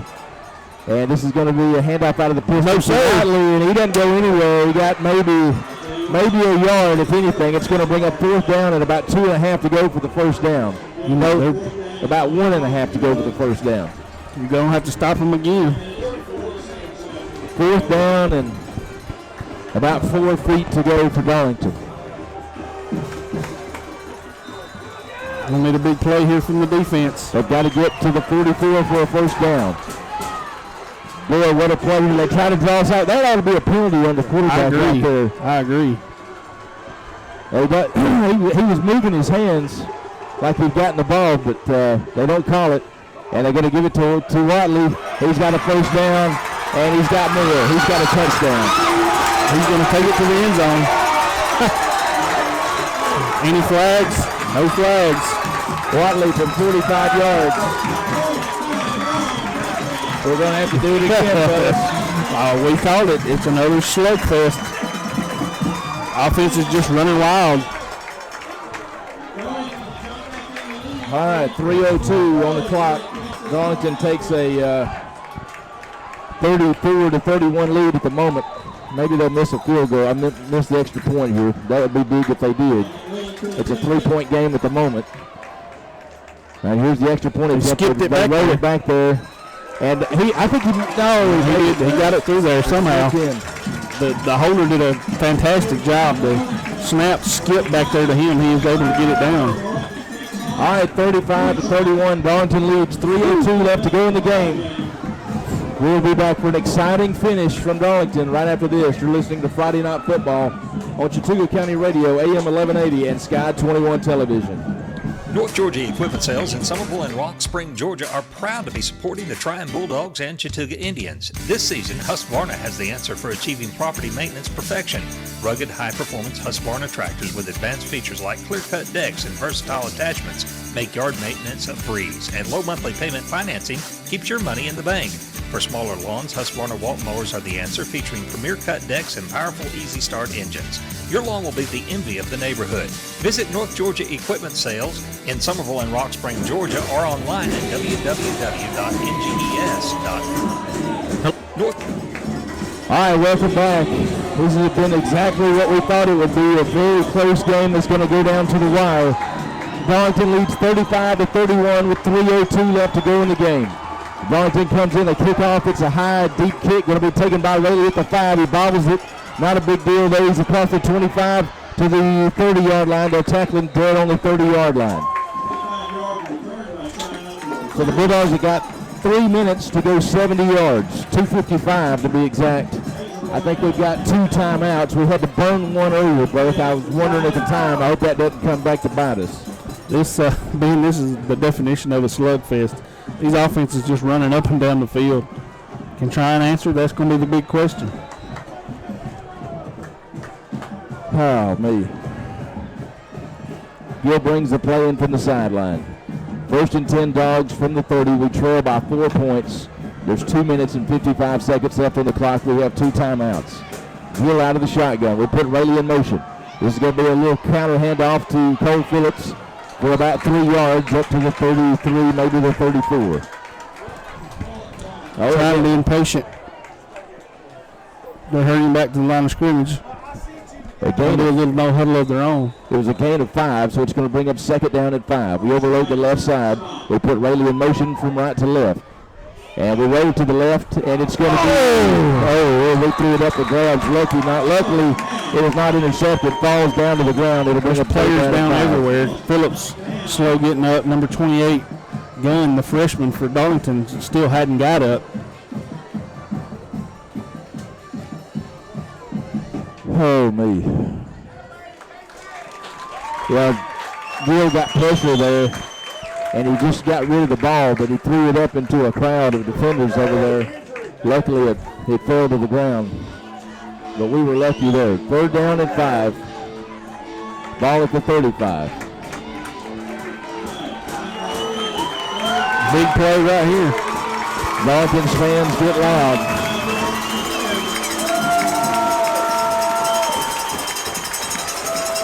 All right, Gill goes side of shotgun, 4 wide receiver set. Bounce back looking to pass.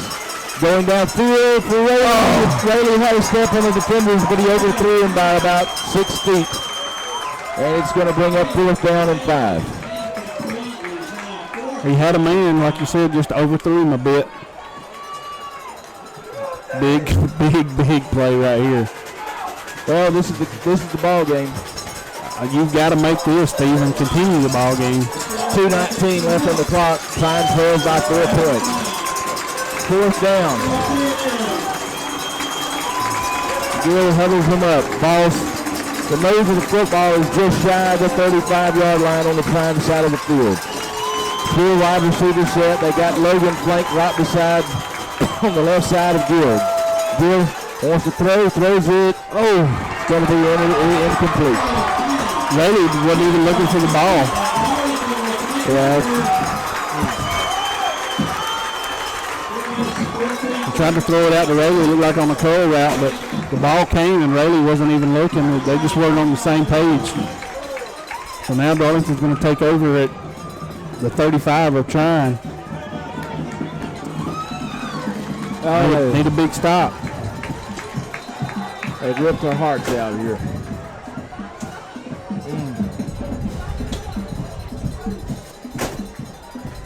We have fought here for the final minutes. And we're going to need something big to happen. We've got 2 timeouts. We can stop it twice. Darlington out of the pistol. They hand it to Watley again. Right over center. He gets about 3 or 4 yards. Coach Brown takes the timeout. They call a quick timeout.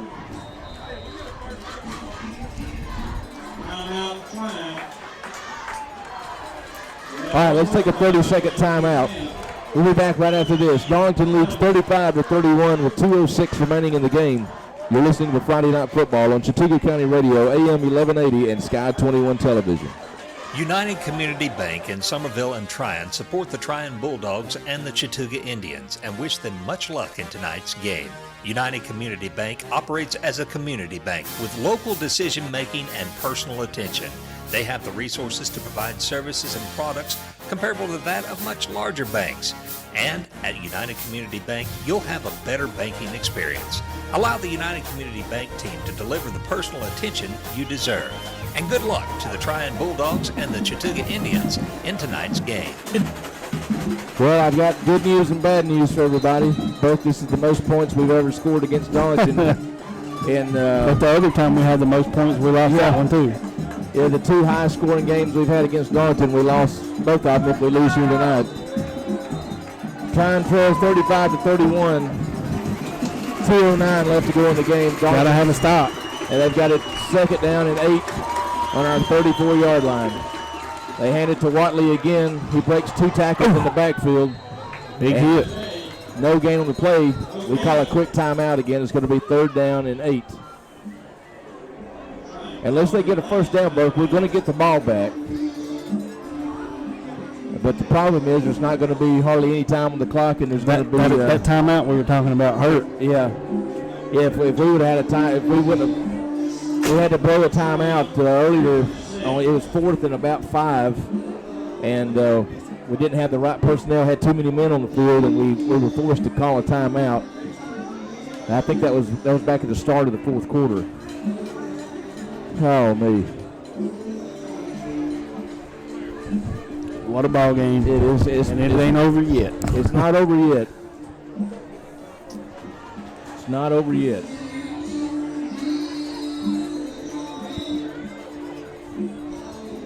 All right, 3rd down and 8.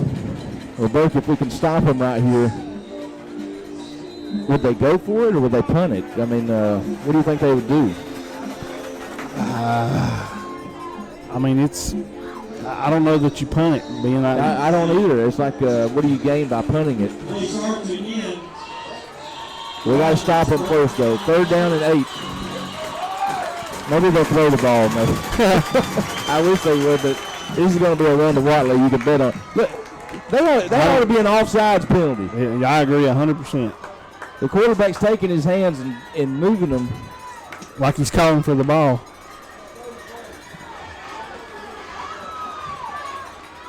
All right, hand off to Watt. No, yeah, it is to Watley. He hit him in the backfield. And it's going to bring up 4th down and 12, but now we can't stop the clock. Clock's running at 1:51. Come on, run the play clock. 1:45, 1:44.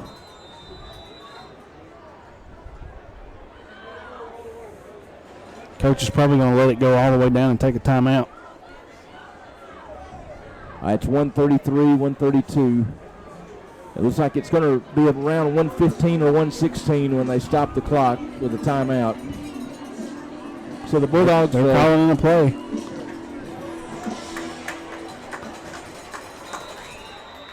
Are they going to take the 5-yard penalty, I guess? Yep. Yeah, delay game penalty, so they'll take a 5-yard penalty, so they're not going to go for it. They're going to punt it here.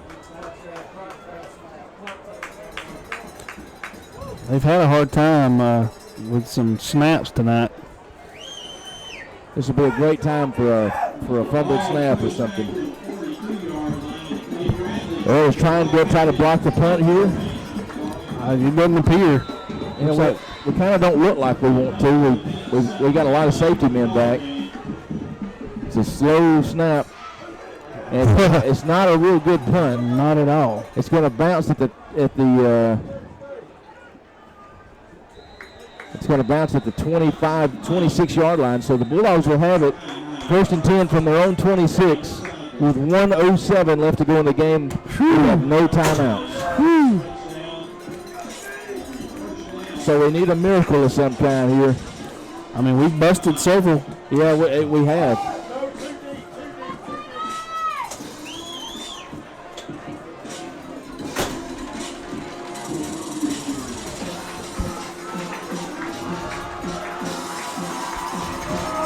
.67 seconds remain in the game. Darlington leads 35-31. Trion has no timeouts. They've got the ball 1st and 10 on our own 26-yard line. Ball spotted over on the far hash, close to the Trion sideline. 4 wide receiver set, 2 men split out wide on each side. Gill back to pass, getting pressure. He just takes off. And that's not what we needed. He's going to be tackled after about a 6-yard gain. That's a penalty. We're going to get 15 yards. Yeah, we're going to get a 15-yard penalty, a late hit on Gill, and that saves our butt, too, because that's going to stop the clock. That's going to stop the clock. The Darlington fans don't like it, but he is exactly right. He hit him in the back of the head, too. Personal foul. Yeah. Hey, Coach Akins going to get him. Not happy. It's going to. It was a penalty though. He was on the ground. Coach Akins is all over. Hot. He better watch out. He may get another. That is hot.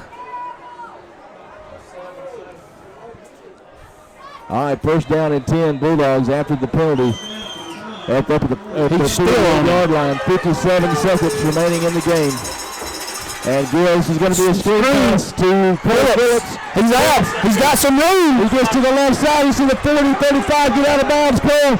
And they're going to stop him down at the 26-yard line. 43 seconds. We have to stop the clock. We're going to have to clock it. We're going to have to clock it.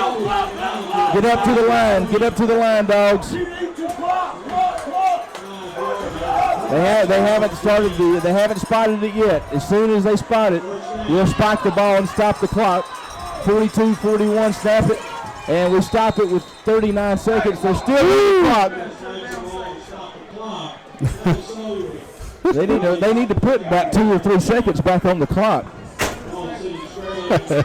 All right, it's going to be second down and 10. This is wickety wild, man. The ball's on the 25-yard line. Second down and 10.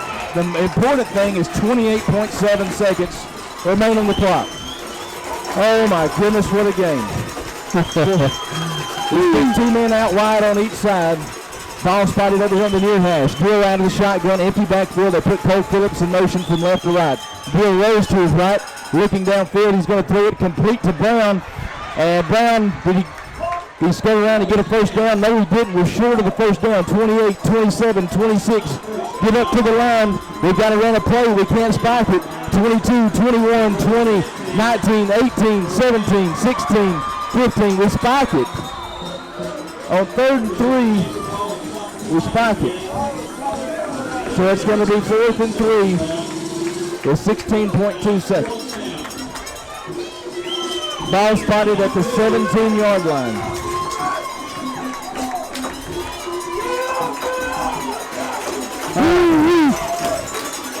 They threw a little quick hitch or something over there to Brett Brown, and he was fighting, trying to get the first down. He couldn't.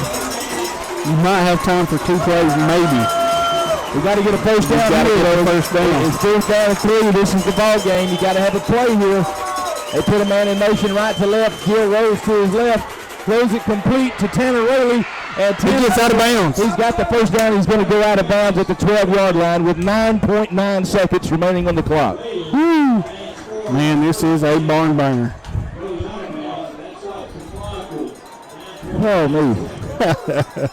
I'm going to need CPR after I got you back, buddy. I need oxygen. 9.9 seconds remain on the clock. We've got to have a touchdown. It's first down and 10. Bulldogs at the Darlington 13-yard line. You have to throw it to the end zone here, I think. Yeah, every throw has got to go to the end zone. Come on, let's go, Bulldogs. We got a 4 wide receiver set. We got to hurry. Snap the ball 2-1. This is going to be a delay of game. We weren't paying attention. We weren't paying attention. We were walking around. Oh, man. That's a killer right there.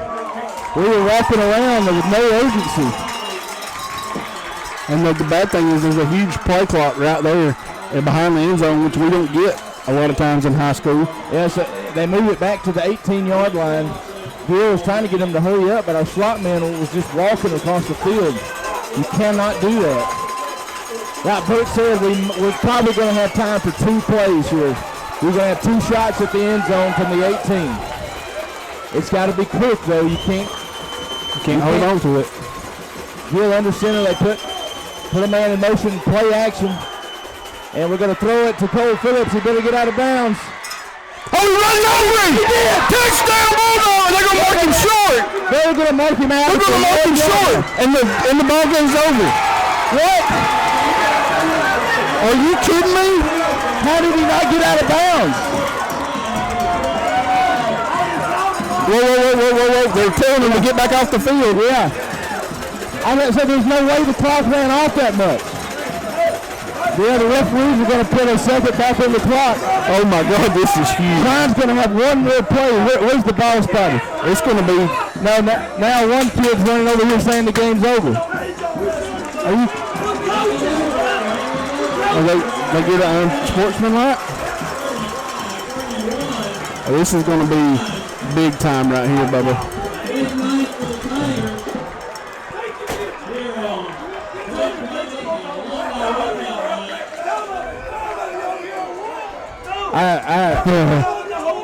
The game is apparently over. Well, I don't know what I think they're just telling everybody to get off the field. They're going to talk about it. They don't know what's going on right now, I don't think.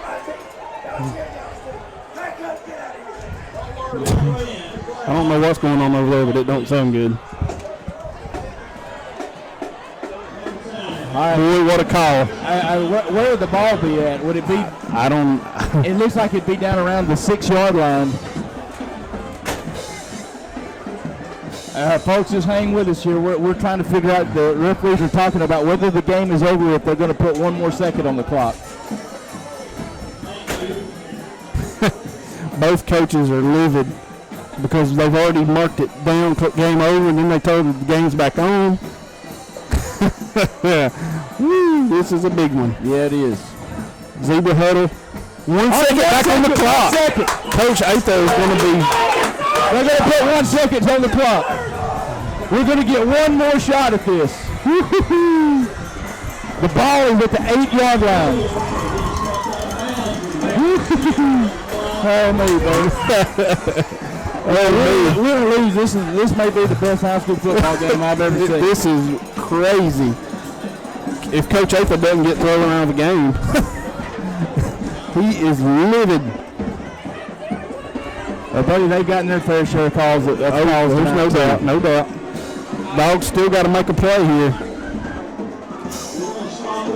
You don't get calls like that at Darlington very often.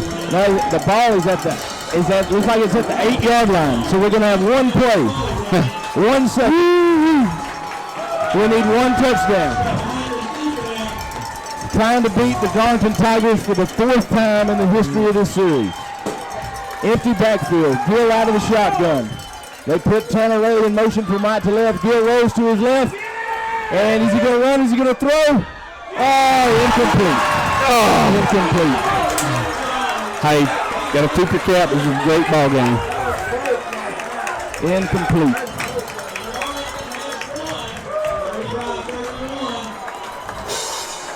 All you can say is wow. What a ball game. What a ball game. 35-31 is going to be your final. Darlington wins the game. It went down to the final play. Man, what a game. All right. Bert, how do you wrap this up? I tell you, Ben, both offenses just marched up and down the field all night. Had a lot of trouble stopping either one, and I think in reality the difference in the game is the 2 turnovers. Those 2 turnovers.